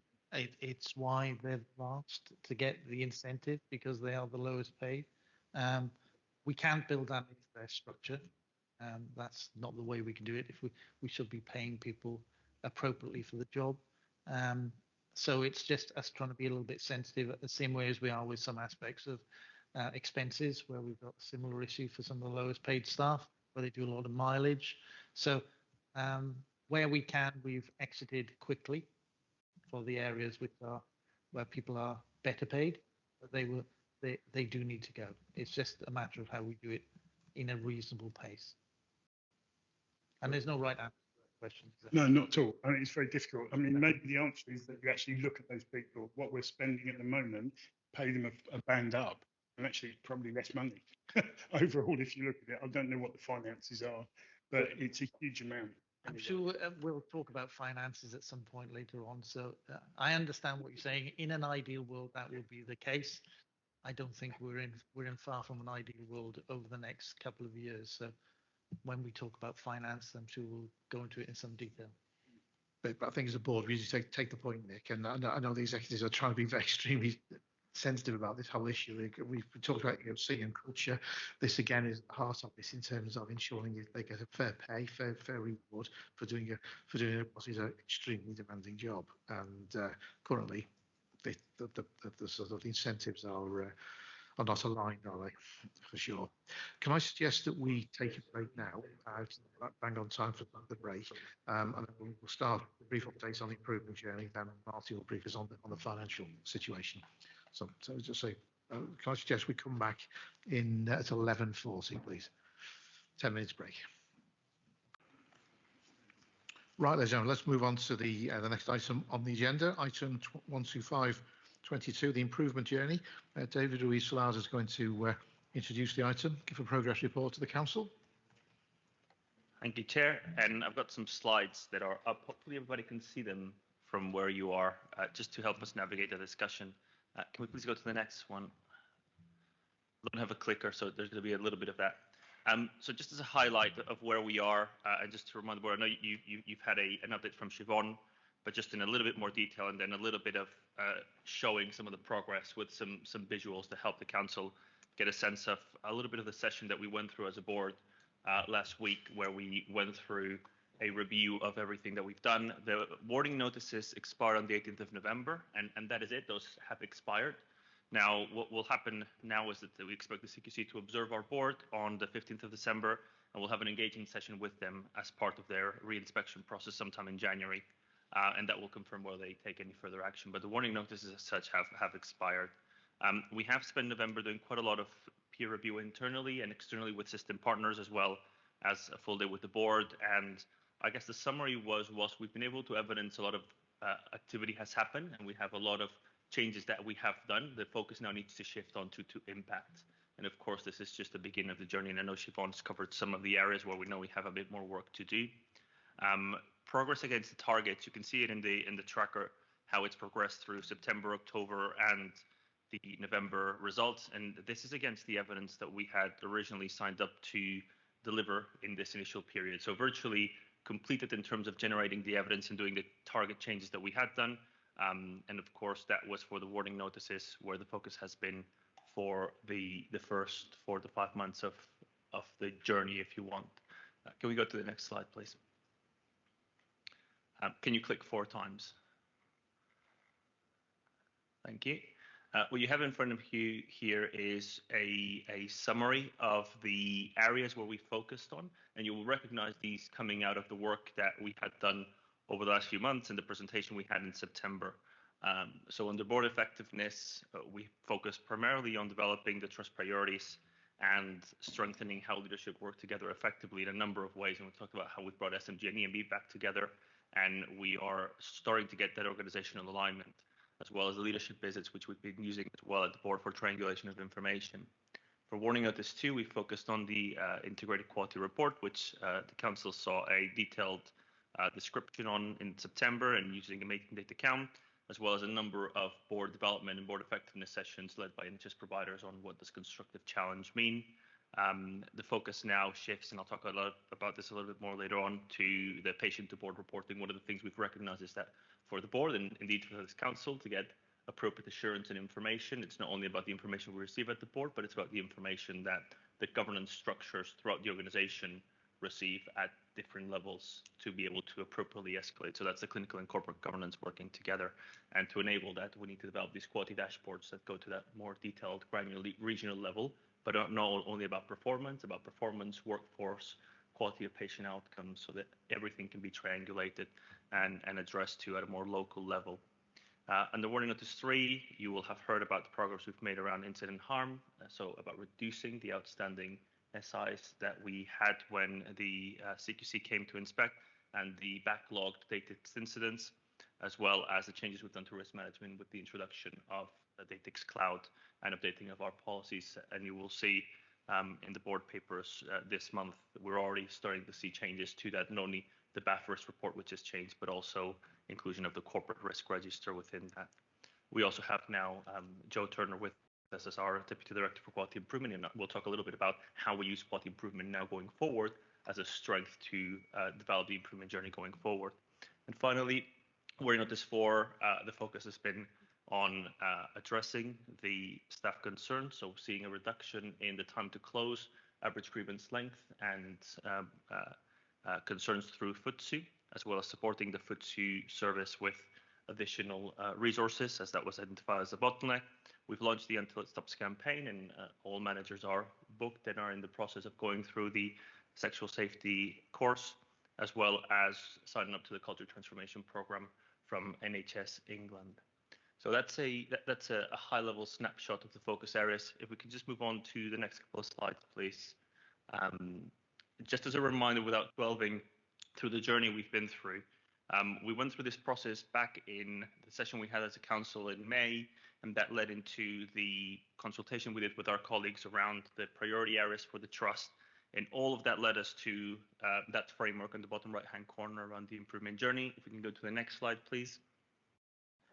Now, how has that helped us? And this is something that the board reflected on in our development session last week. If that's the improvement journey on the left-hand side, it gives us some structured thinking and alignment. If we go to the next slide, please, you can see this is an extract from the BAF risk report from the September. And as you can see, the strategic goals that we have, so these 4 areas now are shaping the structure of the BAF risk report. So we can talk about a strategic goal, we can talk about a risk, and we can relate that risk to what area of our strategic goals that refers to. If you go to the next slide, please, then that has translated into the board we had in September, was structured as well around these 4 priorities. I've shaded the areas around quality improvement, keeping focus on people, responsiveness and care, and sustainability. So again, getting that full alignment of the board to our strategic goals enables the board to become more effective in the way that it's looking at information. If we go forward, please, one more slide, then you'll be familiar with this slide, which is then this is how our IQR is now structured. So again, looking at how we get alignment between how we see and define strategic goals, how we manage and look at information, and how we manage our risks. If we go to the next slide, this is just a before and after of the IQR, which you will be familiar with, and which is one of the features that we've put into place. And if we go to the next slide,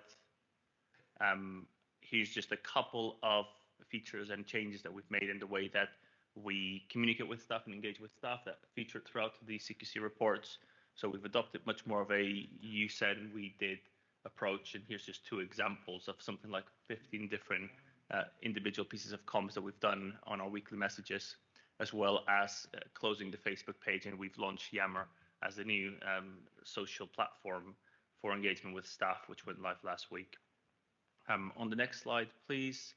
Here's some results I want to share with you. So on the top hand side, if you're at the back end, you can't see that too well, but what that shows is the outcomes of the level 1, so the immediately after results from the sexual safety courses that we have been putting our managers through, and we've seen a high level of responses where managers have come back to us saying that after the session they would feel either completely confident or fairly confident in being able to report poor behavior, identify poor behavior, and have difficult discussions around poor behavior. Of course, this is the level 1. This will be followed up, I think it's in 6 to 9 months' time with those managers again. So there's a program of evaluation of impact, but these are the early on results in a snapshot of what we have been hearing, as well as you can see our Freedom to Speak Up growing team on the bottom right-hand side. Can we go to the next couple of slides, please? This is just a snapshot of the journey we've gone through to address risk management, which was one of the areas that was identified. And in Q1, we focused on the transfer to Datix Cloud.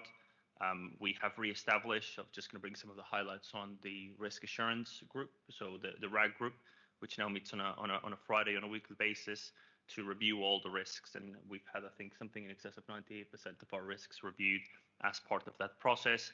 We've done changes to simplify the risk policy, as well as providing risk training in the region of 80 to 90 risk owners across the trust.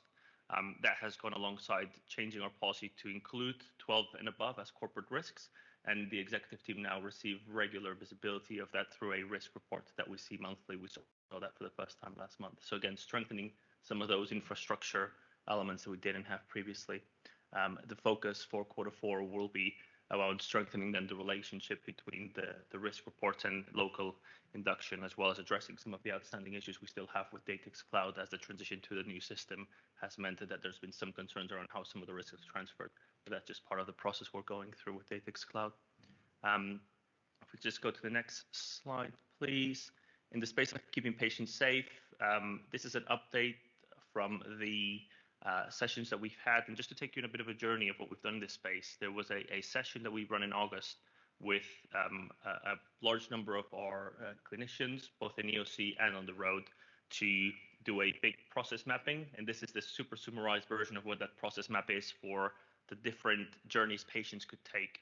And what that gave us is a very clear understanding of six risk areas that we have across the patient journey. Risks 1 to 3 sit within EOC, and risks 3 to 6 sit within the road. We utilize this to drive the discussion at the Quality Summit, and following the Quality Summit, if we go to the next slide, we were able to do a bit more of a deep dive into risk. Now, you won't be able to read this, but I can draw the attention to the things that highlighted here. The top 2 on the left-hand side bars show where we hold the greatest types of risk in terms of where we're causing harm to patients, and that, you won't be surprised, will be at the top, delayed attendance to patients, and the second one would be patients that we've injured whilst they were in our care. And if you look at the right-hand side, one shows us where by type of harm we see the biggest certification of harm, and what that says to us is that outstandingly delayed in attending patients is where we hold the most amount of harm. Now, that doesn't tell something that we don't know as an ambulance service. We know that if we don't get to patients on time, that's where we have the most potential for risk. But what we're being able to see with this is that our focus should be on addressing how we keep patients safe on the stack. So if we go to the next slide, and this is some of what Tom was referring to before, QPSC saw, is how we will use our emerging QI methodology to address that. And that's going to be our initial launch pad, if you want, big quality improvement. Now, quality improvement shouldn't be run as a big central corporate project, because the whole point of quality improvement is that you empower people to locally do change. But we will be using keeping patients safe in the stack as a bit of a launch pad project, which I know Joe Turner is already working with Scott within EOC. And we'll take us through this journey. For those of you who are familiar with the MAEC cycle, it's a Lean Six Sigma methodology that goes through a process of defining the problem, measuring, analyzing it, and then doing small cycles of improvements using PDSA to drive improvement, and then having those clear control systems in process to make sure that you go through the cycle. So we've gone through that definition of the problem. We understand very well that's where we're causing the most amount of harm, but henceforth, that's where we're focusing our efforts first, measuring through the analysis that I've described. And we're now at this stage of doing root cause analysis and identifying the areas of opportunity for improvement. If we move on, please, then just to talk a little bit about next steps. That was a bit of a whistle-stop tour. I know Siobhan's taking you through a bit of the detail on where we have more work to do. But I just wanted to give you some snippets of the board development session we had last week, which the board utilized to reflect on some of the changes that we've done and the impact that they've had. This is where we've been focused so far. We've been focused on driving compliance and very much focused on the warning notices, where with a very light touch on must-do, should-dos, and the RSP exit criteria. So just to be clear, just because the warning notices have expired doesn't mean that we're at the end of the road. We have a lot of work to do to build on these warning notices. And in fact, the must-dos and the should-dos are much more transactional deliverables that we can measure rather than big, broad brush statements, which is what the warning notices were. So if we go to the next slide, the focus now will be to maintain and sustain the improvements we've done with the warning notices, whilst we focus on evidencing deliver against the must-dos and the should-dos.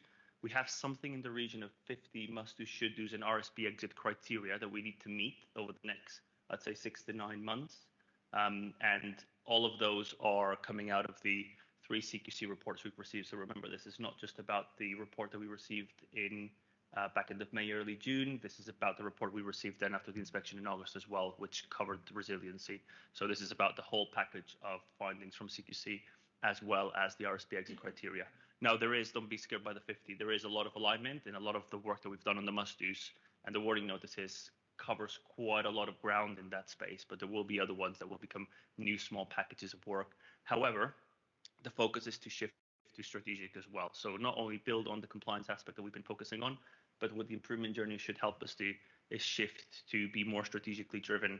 And over the next, I'd say 3 to 6 months, the focus will be both on the must-dos as well as that trust strategic goals definition for 23-24, which we're going to come into in a second, because you'll remember we had that session maybe 3 weeks ago where we talked about trust priority focus, and I'll share with you what the outcomes, summarized outcomes of all of those sessions were at that point. The vision, of course, if we move on to the next slide, is that eventually we move away from improvement journey being something that drives compliance. Compliance would be a business as usual function, that we are just compliant and we are good and we don't find ourselves having to respond to external factors, but we focus on becoming strategic. And that's the idea of where we want to take the improvement journey, with the focus being always twofold. One, in year, how do we enable colleagues to drive their improvements locally? And again, this is not about a central program. As much as possible, we should be driving this as a how do we enable improvement in business units, rather than how do we deliver change centrally, and how do we define a long-term strategy and vision for CCAM, which keeps on coming back as one of the gaps that we still have. What's our clear, compelling strategy and vision? And we'll have to do some work, and this came a lot in our session actually 2 to 3 weeks ago. We talked about this as an emerging area of we don't have a clear vision, so clearly something we need to focus on. If we move on to the next couple of slides, and just to finish off, just to remind you, these are the 4 strategic goals that we signed up to, around which we are structuring our assurance going forward. And for the final slide, if you just click 4 times, it will just show us the information. This is a summary, which is just to share with the Council of Governors. The board will be seeing this in a bit more detail on the 15th. But this is sort of where we came up with together. And remember, we had a session with our senior managers in the organization, and then we had a session with the Council of Governors. So we've gone through an effort of trying to simplify what does this mean. The theme that came out this one, to deliver safe and equitable service for our patients and our people, seemed to come up as a theme throughout the tables and through the notes as we were going through the session. And then a number of we will statements. Again, these are going to be high level, and the suggestion will be that the board seeks assurance around delivery against these as an interim placeholder direction of travel, and we will be utilizing these to help our teams develop more detailed conversations. What does this mean for us in more pragmatic terms? But it helps us give a placeholder direction of travel. So just for those of you who can't read it, under quality improvement, we talked about how do we build and embed a world-class approach to quality improvement as a new strategy and as a new approach that we're taking to the organization. How do we become a learning organization, learning from patients, staff, and partners, as well as how do we strengthen how we work together at all levels to ensure appropriate oversight of patient safety and management of risk. So key 3 things that came out of the quality improvement discussions. Under people and culture, we talk about building a culture around our values where everybody is respected and well supported, making CCAM a great place to work, becoming an employer of choice, and empowering, involving, and supporting our people to identify and drive improvements for the benefit of patients and staff. Now, these two come hand in hand with quality improvement in people. One of the things we talked about a couple of weeks ago is how some of the cultural issues we have will get in the way of quality improvements for patients. So clearly, this will have to be a big focus for us over the next 12 months. Under responsive care, we have talked about more of the in-year responsibilities of looking after an emergency service. So that came out quite clear around delivering safe, effective, and timely response times to patients as just an objective. How do we meet our obligations in line with the national standards? And how do we implement smart approaches on how we respond to patients, in particular around dispatch? And the number 3 one that came through in our discussions was around how do we provide world-class support for our people delivering patient care. So again, how do we give everything that we can to colleagues who are delivering online care to succeed? And on the sustainability and partnerships, you won't be surprised to see the first one that came through quite strongly was the need to develop a new refreshed vision and strategy for CCAM and our future operating model.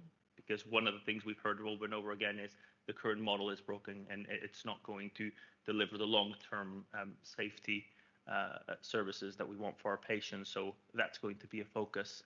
And we talk about how do we reconnect with our system partners and how do we become a big system leader when it comes to UEC over the next 12 months. Finally, we talked about becoming a sustainable urgent and emergency healthcare provider, and sustainable with all its connotations, both from a financial sustainability, but also from a environmental sustainability, as we will bring that further up the agenda from a board perspective in the coming months. So that is it. I'm happy to take questions at this stage. Thank you.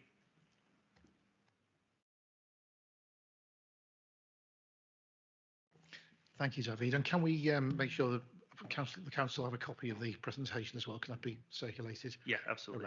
Around that, that'd be very helpful. Thank you. Initial questions. I saw some hands move on the left-hand side first. No, mine was just. Did you? Right. Okay. Thank you. And just to comment on the slides, if I may, because we had a session with the board last week, and I wanted to be able to reflect on some of the discussions that the board colleagues had with us last week, which is why the slides didn't go up. I mean, absolutely not wasn't a criticism at all. It's real time. You can see the amount of work that's going on in the program, the program management methodology that's been put around the delivery of all the various key work streams, which is important. And I hope the COG are noting again your input into the process. In terms of refining our strategic priorities as well as an organisation with input from the Council of Governors. Thank you. Can I just ask, because there was a lot of information there, I might have missed it, but at the Workforce Committee, there was talk about the Culture and Leadership Programme and also the Ops Directorate People, Culture and Action Plan, both of which appear to run on separate timescales. How does this fit with any of that? Because certainly in terms of what we were showed in terms of a Gantt chart on the Culture and Leadership Programme, leisurely wasn't the word. It was like spend a year thinking about things before we develop a strategy, let alone do anything. So what I'm not seeing is how all this fits together as opposed to action here, action here, action here. Yeah. So there's I think a couple of things. The different projects were recognized, and one of the things we've been doing is just reconciling different work streams. So I think the language you will find is that the Cultural Leadership Programme will be the one culture improvement effort that we will have. So I know those two work streams are streamlining. One of the questions we received ahead is, what sits behind all of this? And the answer is quite detailed program milestones. We've got a big smart sheet with lines and lines and line of program management. One of the things that we have been challenged, and one of the biggest risks that we've had is with our setup from a program management office perspective is virtually inexisting, or was inexisting when we started. And what we've tried to do is build it whilst we were on flight, and that's been really, really difficult. So one of the things as we move from a compliance-driven, very transactional and centrally driven program to much more of a enabling, improvement to happen and driving strategy function, and that's something that will have to change over time. So I don't think the setup that we currently have, Martin, in terms of a project structure is the right one. I think we need to reimagine what this could look like. And the reason I say that is, there's no point in me sharing with you the detailed lines, but what we have been effective on is identifying where the program has not been delivering. So for instance, where we had issues with not enough traction with Warning Notice 4, we were able to reallocate project management resources to support writing the business case and support clarifying and crystallizing some of the work there. Where we've seen issues with freedom to speak up, we've been able to divert resources from analyst teams to help with database capacity to be able to understand the information, where that was becoming more and more of an issue. So where the program has been effective at identifying where actions were not being progressed, where the program is not doing a great job at the moment, is saying if these are the objectives, and say Worthing as part of their plans for next year, say, well, this is our quality improvement initiative, the current setup is not good at enabling Worthing to go away and deliver that by giving them change management, the quality improvement, the analyst expertise. And that's really where we should be looking at. That's what outstanding organizations do very well, is they set direction of travel and have central teams enabling improvements to happen. And that's fundamentally not something that we have. And of course, our anxiety of trying to see everything under one project plan, if you want, drives us away from that empowerment approach. So we'll have to probably find our way to move from one model to the other, because that's clearly the direction we need to go if we want to drive the organization forward. Martin? I mean, that's reassuring, because I was basically, while I was sitting, it appeared to be lots of things happening in parallel, basically covering the same space, overlapping a bit, but not totally.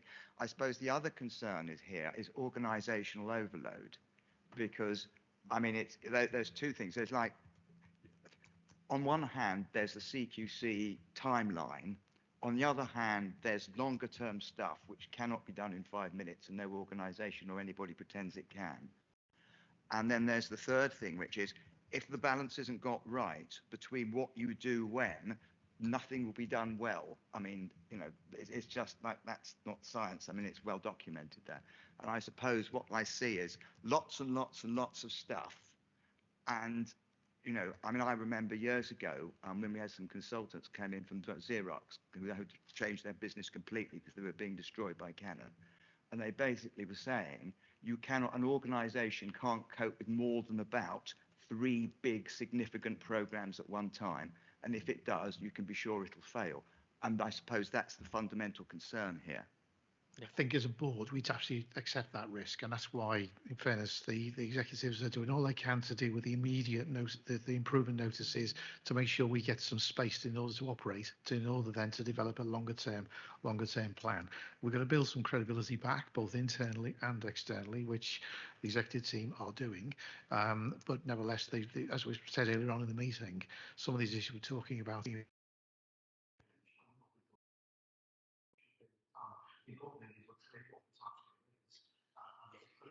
Pace, but also common sense in sort of what we can all handle at the same time. So the point you make is a well made one. It's not lost on the board, as features been part of our discussions.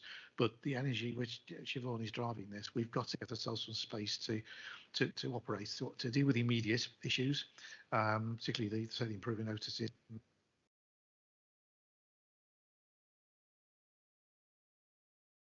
Martin? So it's interesting because I've come to this with fresh eyes the last 8 weeks or so. So I think the improvement journey is a great mechanism because it can work in both directions, both helping us develop a strategic approach, but also get into the detail of what we need to do tactically. And therefore, I've been able to take a bit of a head start because I know we're going in this direction. By my team are doing the element of the improvement journey. It's not a different team. It's part of their day job now. So we have a meeting every week to make sure things move on. And they're all the things you'd want to do anyway. And that's the bit we shouldn't get away from. It'll enhance what we do. It won't affect it negatively because we're trying to do too much, because these are the things we have to do. One mistake I think the organization made a few years ago is get rid of its PMO team. The NHS doesn't value project and program management. It just doesn't. And that's something we've got to find a way to put right, because good project managers who are well led by executives can make a huge difference to how we function. And I think that's something we shouldn't forget over the next year or so.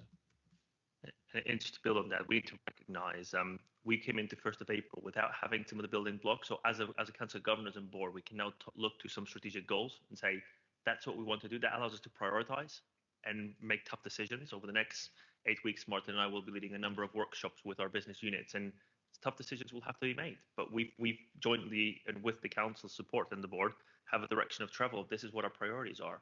So we need to utilize that as a strength, not as a weakness, and that's the point of this as well. We need to recognize we've had a lot of colleagues do a lot of work on top of what was their day job because we didn't have that prioritization through this year. So one of the things we're conscious of is managing those levels of energy. We've had a small number of colleagues, because we've had to drive these improvements centrally, who are quite close at risk of burnout. So we need to be able to moderate the pace, focus on the transactional elements of the must and should do's whilst we answer the question, how do we realign ourselves to have a manageable set of priorities that are deliverable, and that we then ask ourselves the question, what will our teams need to be able to succeed in delivering this? Because if we don't answer those 2-3 questions, we're setting ourselves up for failure. Andrew? I'd like to.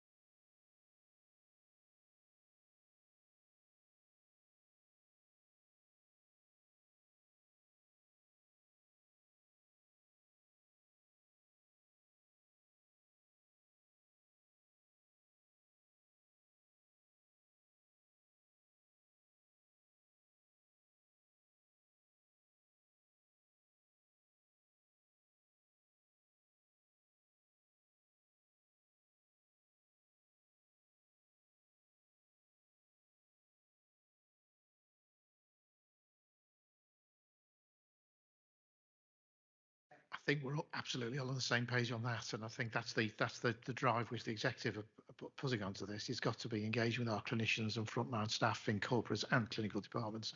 They're the ones that are the experts in most of the matters, and it's just we've got to make sure we coordinate their efforts. I can't wait from moving from what virtually 10 people doing quite a lot of work to drive improvement in this. The warning was very focused on the board, to having 4,500 people thinking improvement is my part of my day job, and the differences that will make. That's the fundamental difference that this will drive. One thing that I've been very involved in, Chairman, as you know, is the Fools programme, getting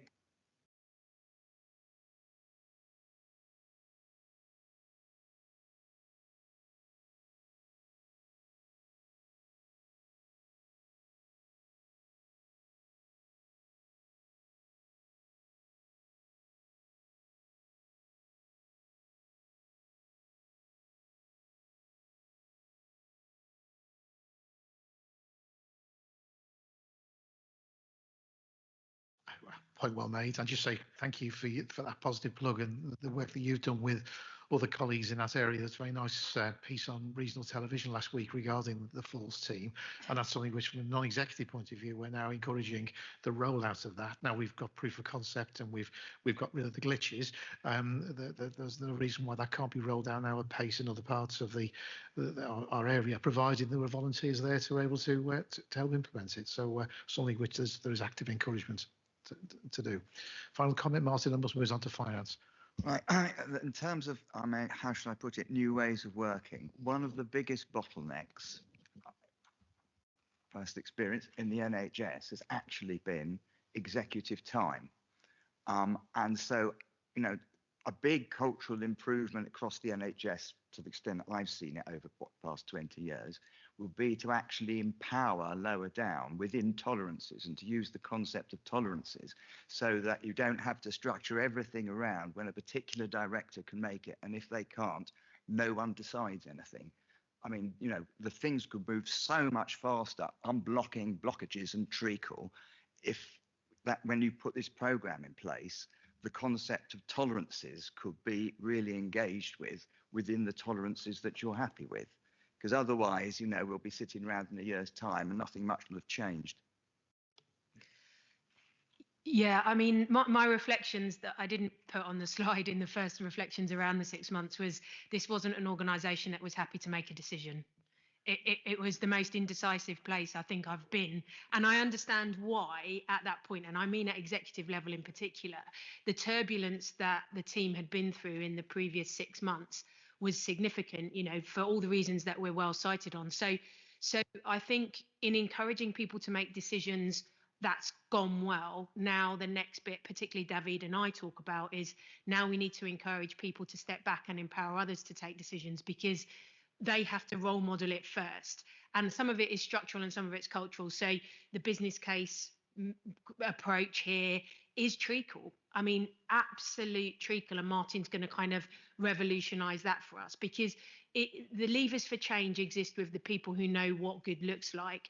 But here and in other organisations, you're absolutely right. The bureaucracy around taking brave decisions gets in the way of the brave decision being taken. So I think we are on a far better path, and David and the team are doing a great job of driving the next phase of this programme to be one where empowerment exists.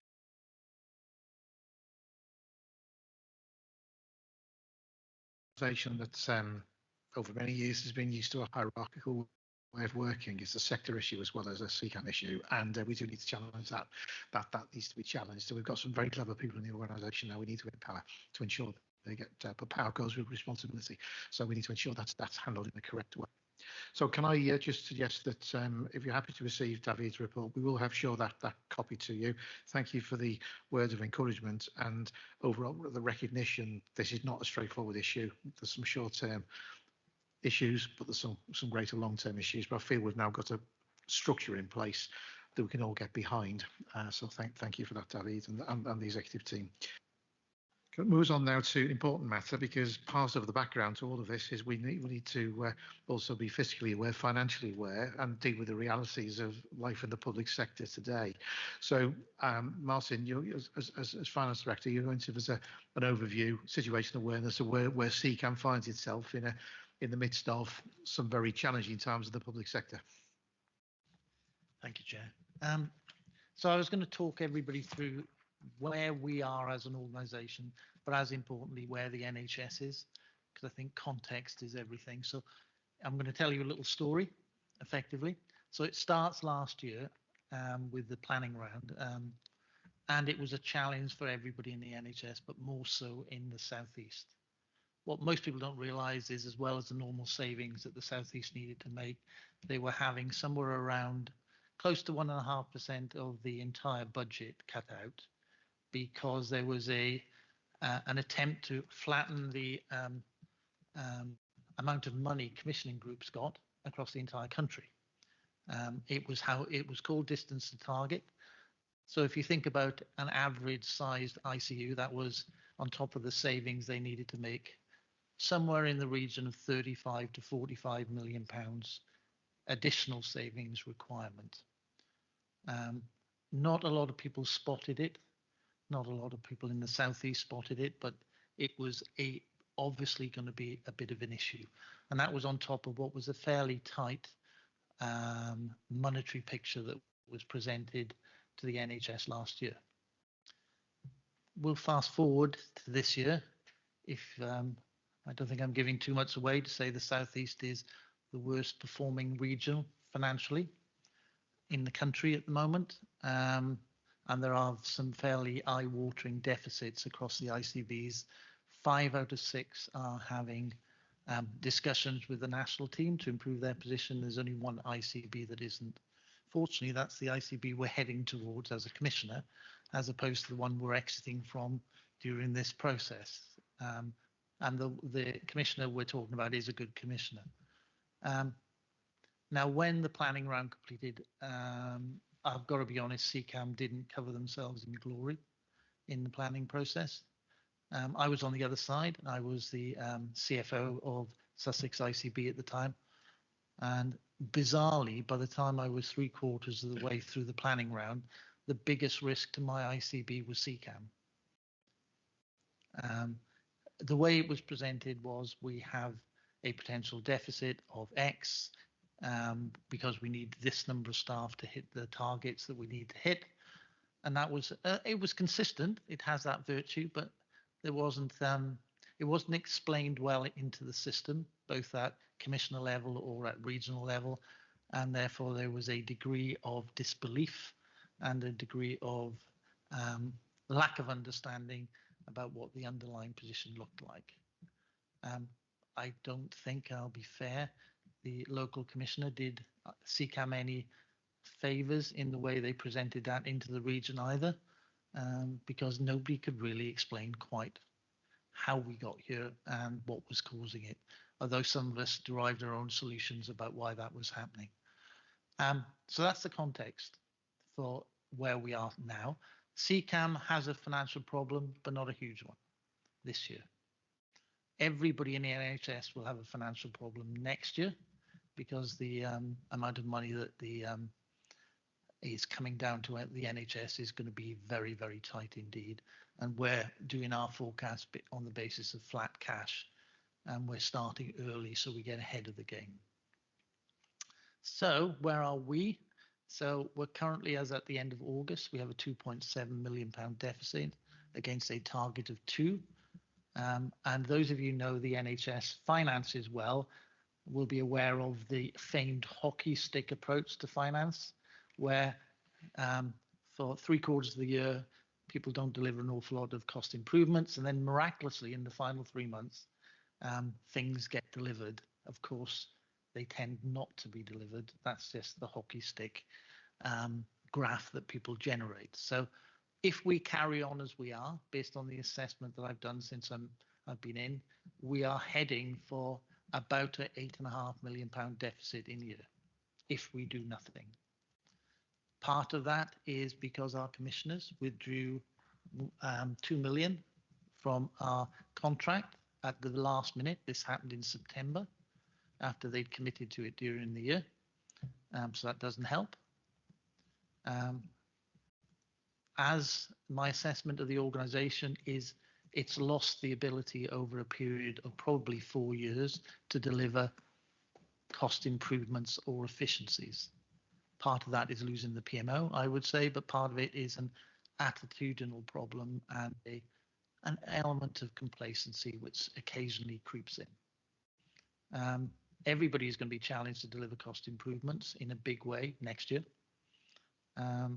We have already started the review process with each of the directorates, so we know we have a reasonable assessment at the moment. I think we can deliver at least 6 of that 8.5 recurrently out of the directorate budgets, and we're in the process of agreeing with each of the directorates their final numbers for the end of the year and what that will look like each month of the year remaining.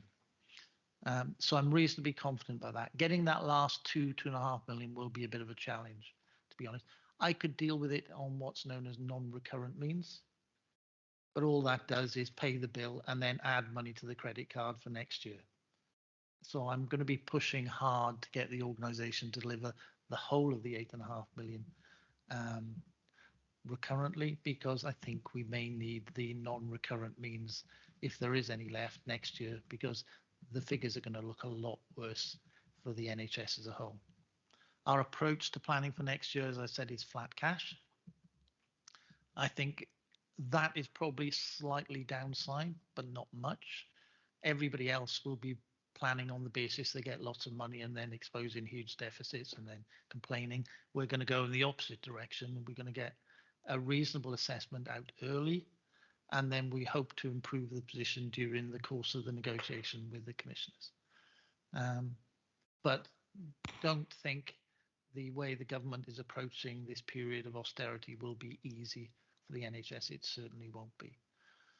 I'm not going to throw out any numbers for what next year could look like, because the range is huge at the moment. And until we get to a reasonable position internally, we don't know what that will look like. Our aim is to get 80% of our planning done by the end of December. And the reason we're doing that is we want to know what our numbers look like in detail and understand them really well before we start negotiating what the contracts will look like. Another element that we need to focus on, we've not been good at understanding what the commissioner wants, needs, and is willing to pay for. We've sometimes designed services that are what we think is required, which is more expensive than the commissioner is willing to pay for. And that's a difference of opinion that we need to be ironing out during this planning round. And I can use the example, it's not unknown, because when I was in Sussex, I found out the local commissioner, wasn't buying a 111 service from CCAM.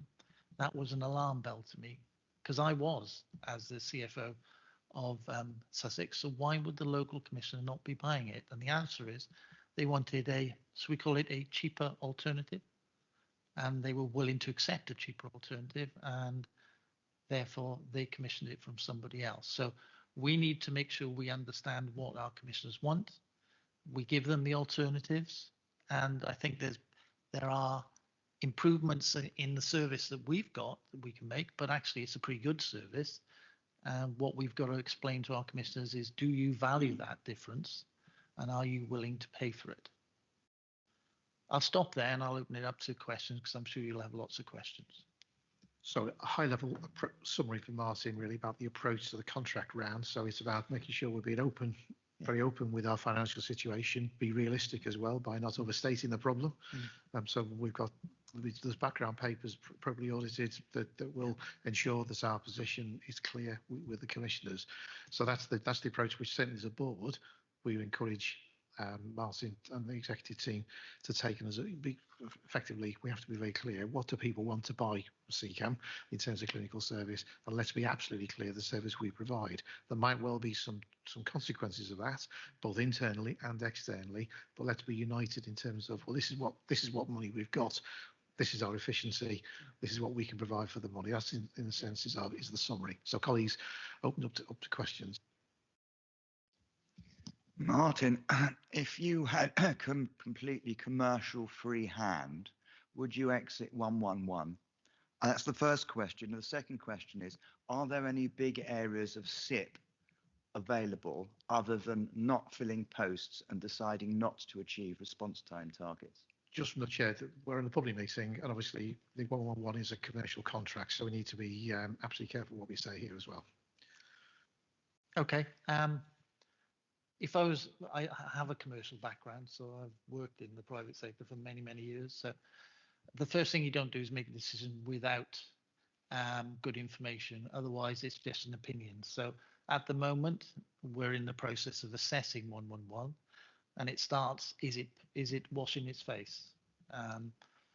At the moment, not quite, I would say, because we are delivering an enhanced service. Now, I wouldn't rush to make a decision on it, because there are clearly some benefits in how our 111 service operates that benefit our 999 service. And if we can build on the benefits of that, I think it might be a really good service, and the commissioners might be willing to pay for it. So I wouldn't start here is the answer I'd give you. But as we have started here, we'll look to modify what we do on 111 rather than eliminate it, I would suggest. Does that answer your first question? Remind me the second one. I was so concentrated on the first one, I missed the second. Are there any big areas to go for in terms of recurrent SIP, other than reducing the establishment and accepting that the response time targets are unachievable without additional funding? Okay. I'm in the view without full evidence position at this point, but I'll give you my view. I think the organisation has wasted money. I think its procurement processes aren't good enough. I think the way we manage our estate isn't good enough. I think our business case process isn't good enough. And we'll be changing our business case process to be what I will be calling an improvement case. Because the thing we should be aiming to do is improve either finance, quality, or performance, preferably more than one of those things. The problem with the business case process is it's become a way of getting more money to spend instead of solving problems. So I think the best way to improve an organization is by solving the underlying problems that you've got. And I think some of the frustration that we're hearing from our staff is they recognize there are issues that need to be resolved, and they're really frustrated they're taking forever to do it. So there's an element where we need to experiment within a framework of allowing people some room for maneuver. I'm a great believer in the what I call the Olympic approach as opposed to the Oscar approach. I'm not a fan of I want to be the best at this. I want higher, faster, stronger. So can I measure it? NASA didn't say they were going to be the best space program in the world. They said they were going to land a man on the moon. Microsoft didn't say they were going to be the best computer organization in the world. They said they were going to put a computer on every desktop. So I like the mission approach. And I think a lot of our staff actually quite like that. They're not worried about what the outcome is. They're worried about the bits in between. And if we let them set them free to do the bits in between, I think we'll get better outcomes. But we need to make sure we give sufficient empowerment. I'm not quite on the same position as David. We do discuss this regularly. I like the empowerment, but not everybody's ready for it. So we need to do it at a speed that people can cope with. But between us, I think we'll manage it, to be honest. So there's lots of opportunities. That's the good thing. Actually, there's a lot of things we can improve on. We just need to get everybody focused on improvement, not just about spending money. So. Right. As a possible cost saving, given that the national specification Fiat doesn't appear to meet our operational needs requirement and may take some time to solve that problem, we're due to buy, I think it's 57. Could we put that off for this financial year, save ourselves £2.5 million? Not 57. We're contractually linked to another 47. We are seeking appropriate advice. There's commercial contracts, and it depends largely to the extent of what other vehicles other trusts are buying, because it's a national level volume contract. So we'll be looking at our options, I think, is what we could say at this point. And of course, we can't buy anything outside of our standard contract at the moment, so it go hand in hand with not only commercial penalties but also with breaching our own contract. So we have a piece of work to do to work with our commissioners to get any support for any decisions we may want to make in that space. Our contract finishes on the 1st of April, 2023. At the moment. So from my point of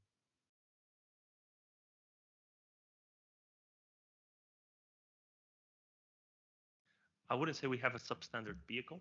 I think the vehicle that we are getting with the national spec, so the 8 that we're getting with the saloon configuration, as I've received some very good feedback from colleagues. I think we have a vehicle that has an accessibility challenges for a small handful of our drivers, and that creates a challenge from a logistical perspective, because that's not our current strategy. Our current strategy is to have a single fleet, not a mixed fleet. But I wouldn't describe it as a substandard vehicle. But so we're clear, the contract ends in April. I think the important thing is to be clear what the organisation, in terms of our strategic goals, are, what service we're seeking to provide. I think as Martin has said to the fact is he wishes to look at our purchasing processes, but I have to remind everybody, whether we like it or not, that the national specification that's used by every ambulance service bar one, I think, in the UK, in England. And probably I think in Wales as well. So I think we're no different to anyone else in the NHS. I think that we now know enough in terms of experience of using this national contract. I think it's more to do with the way in which it's introduced, and the point we made earlier on is about empowerment and engaging our workforce. That's, I suspect, with that whole process, our workforce didn't feel engaged, and that's what we've got to get right into the future. Whatever vehicle we buy, we've got to make sure the clinicians have a say. Although, in fairness, at national level, clinicians did specify that vehicle, but we need to make sure our people have a say in the future, and that's going to be the way forward. But just to be very clear, that vehicle specification was the national specification informed by clinicians nationally. So we need to be we need to do the CCAM way. Just to answer your question, every stone we overturn, I've seen issues and opportunities. So I think this is another issue and opportunity. I think the end of the contract is coming at a good time for us. But I would remind everybody, we have a bigger issue coming down the line. It's not Fiat, it's green. And we're going to have to move to hydrogen or electric powered vehicles. At the moment, one doesn't exist. So our ability to be flexible and responsive will be quite useful. I know people are attracted to the old Mercedes, and I understand why. Is Fiat value for money? I don't know. I don't think anybody's able to do that assessment completely, because you've got to look at whole life costs. So I see that as an opportunity to maybe come up with a better alternative, but one which will need to fit into the green agenda, because like it or not, we will be moving to some form of electric or hydrogen fuel cell or some equivalent. So we better get used to change. David, you are actually doing that work, aren't you, in terms of evaluating costs? So we will have some objective information in order to plan the future. Yes. That was the specific. That was the, yeah. His voice wasn't quaking then. He generally had a. That was it. That was the request of the board to make sure that one of the things I've heard in my time here is this perennial argument regarding Fiat versus Mercedes. Martin's saying there's a new level now, looking at the way we fuel the vehicles of the future. I think that's the debate we need to get into with our workforce and make sure that we get the right vehicle into the future in order to meet our strategic objectives. They may be very different. One final question on this item, then we must move on. Oh, all right, Kirsty. Yeah. Martin, when we met on the 3rd of November, I wasn't there in person like you, but remotely. I think you said that you were forecasting a deficit for 23-24, somewhere around £18 million. And at the time, I asked the question whether that meant that the ARP standard would be met, and I think you said it wouldn't be. I just wanted to understand, is it, if that is where you end up in a deficit situation and not compliant with ARP standard, then will there be official derogation to the trust for starting the year not being able to achieve the core target that's set by NHS England or whoever it might be, Department of Health?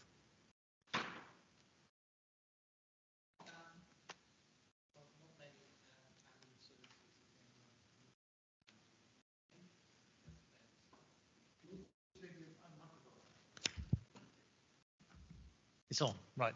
I don't think anybody is meeting that standard at the moment. So we need, in a scenario where the whole system is, and we can talk about why we're not hitting the target and why our ambulances are waiting and why A&E isn't functioning and why hospitals aren't discharging and why social care isn't working. We are a byproduct of the entire system. And until the whole system gets fixed, we're going to struggle to hit some of these targets, and we just need to be relatively honest about this. There is so far we can go, but we need the rest of the system to be functioning effectively as well in order to hit the targets. Yes, the figure could be 18. It could be more, it could be less. Until we've done the planning round, we won't know for certain, but that was the closest estimate we had at that time, mainly because the final year of COVID funding is disappearing next year. And that's non-recurrent money, so that's disappearing. So we've got to make sure we don't spend money on COVID type activities when we haven't got the money to spend it. And therein lies the overall message. Let's not spend money where we don't have a source of funds for it. And we can't afford to overspend. So we will, I honestly believe there's improvements in terms of hitting the targets that we can make by improving our operating model. That doesn't necessarily cost more money. But we might end up with some better targeted improvements on the targets we've got to hit. So I wouldn't see it as a either or. I think we can improve. I'm not a big fan of putting words in front of other words. So quality improvement, it's just improvement for me, whether it's quality, finance or performance. And I think if we allow a little bit of experimentation within the framework, our staff will tell us the solutions that we need. Thank you. Kirsty? I'm so glad you ended on that, Martin, because my question is about financial sustainability. So 2016-17, we were forecasting, I think it was probably about a 9.1 million deficit. And actually, the Trust introduced a group called Financial Sustainability Steering Group, which I'm sure your finance team have talked about. Now, that put the absolute focus for those people that are responsible for the finances in the Trust, and that's hundreds of budget holders. That put the responsibility on them to be able to come to those meetings and talk about delivering programmes that are far ranging, wide ranging across the trust, or just local. Now, that group delivered exactly what it needed to deliver when it needed to deliver it, and actually it then stopped. So actually the focus on finance, which should be one of our key focuses along with performance, lost its way. And actually I think it's continued to lose its way, which is where we are today. So for me, I'd just probably like some assurance that either we're going to look to not necessarily reinstate that, but look at something similar that gets budget holders across the piece talking to each other to say, look, I've got this idea and how can we all support each other? Because actually no one team does it. It's all of us that takes it, and we all need to be on that journey. I just think FSSG, as it was then, did exactly what it needed to do. It stopped, therefore we lost the focus, and I think that's where our money issues have come. And for those that have been in the trust for as long as what I've been in, we've been around this roundabout. We do something really well and then we stop it, and we go back again. So I'd just like some assurance, please. Yes, I think we will have a framework of that sort, but it's back to having a framework that sticks. We can't put in systems that are dependent on individuals delivering certain things. It needs to be an overall framework that everybody sticks to. And it's not my job to manage a HR budget. It's the HR team's responsibility. My job is to make sure that they do. And that's where the framework comes into play. So I won't be managing anybody's budget other than my own. But I will be making sure there's a framework in place that other people do manage once we've agreed what that budget is for the year. Okay, thank you. Can we conclude on that last question? So I think what Martin has summarised there is a very challenging financial situation ahead for both to conclude this year, but also to plan for next year. But also signalling our sort of rights and responsibilities on the organisation. So you will devolve responsibility and with support, but there will be an expectation as well that we do look very carefully at all aspects of our business. And that's going to be the main driver going forward. I think your point is well made, Kirsty. There has to be engagement and explanation. But I think in the detail you've heard this morning is a very detailed exposition of the financial challenges, which I think is in far greater detail than you've heard the previous council meetings. And that we've set a standard now, which I know I'm confident we'll maintain. So thank you. Can we move on then to some information items just to conclude the meeting? We need to take some reports back from the various committees of the council. So first of all is the Membership Development Committee. Brian, the report is in the pack. Yeah, thank you. Just to say that there's a lot of detail in the report that you have got, and it is, and hopefully if you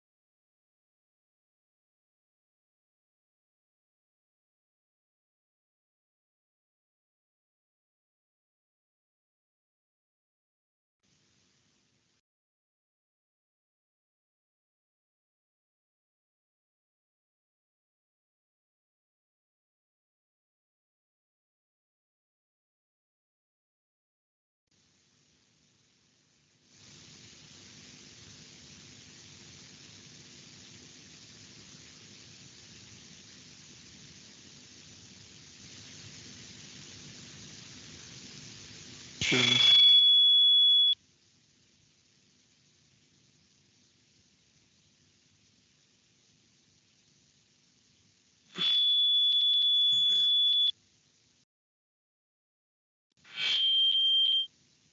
We clearly have some feedback. I think, Martin.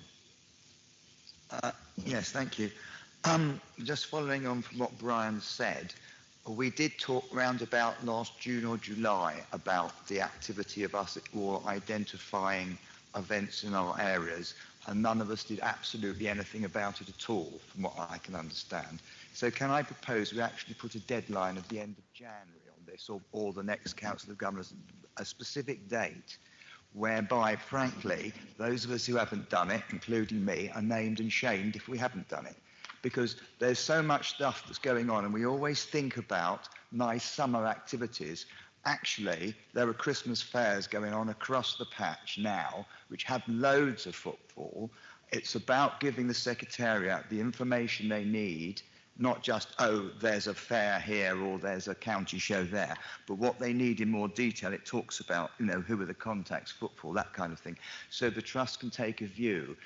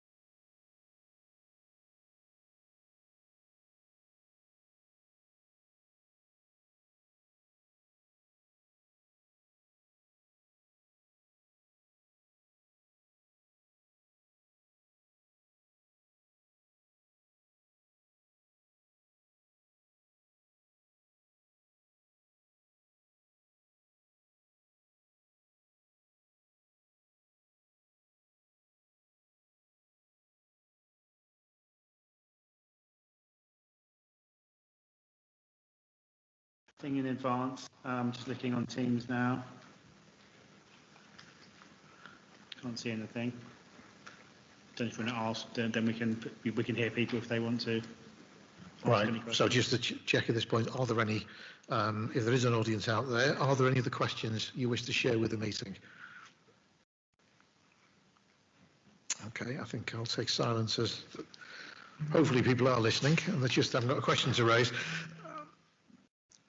In terms of areas to highlight to non-executive directors, number of items. We have a very detailed report from the Chief Executive, of which he had a very accurate, very up-to-date report on both the cultural challenges of the organisation and what we were doing to meet them. And that's something which is very much in the non-executive eyeline, the board eyeline, to ensure that we are dealing with a sort of variety of cultural and behavioural issues that we face as an organisation. The other theme that's come out is one around engagement, and just a general, I think, reminder to all, particularly my non-executive colleagues, is we certainly will redouble our efforts to ensure there is engagement with governors and others, and I know the executive are taking that on board with regards to staff. But I also would say the challenge, it can be two ways, so I do expect engagement back. So if there are any issues, we are contactable easily. We do respond to emails and we do answer the phone. So you've all got our contact details. So if there are any concerns, please make sure they're raised either through the Secretariat or with me directly if there are any issues. You've had a very full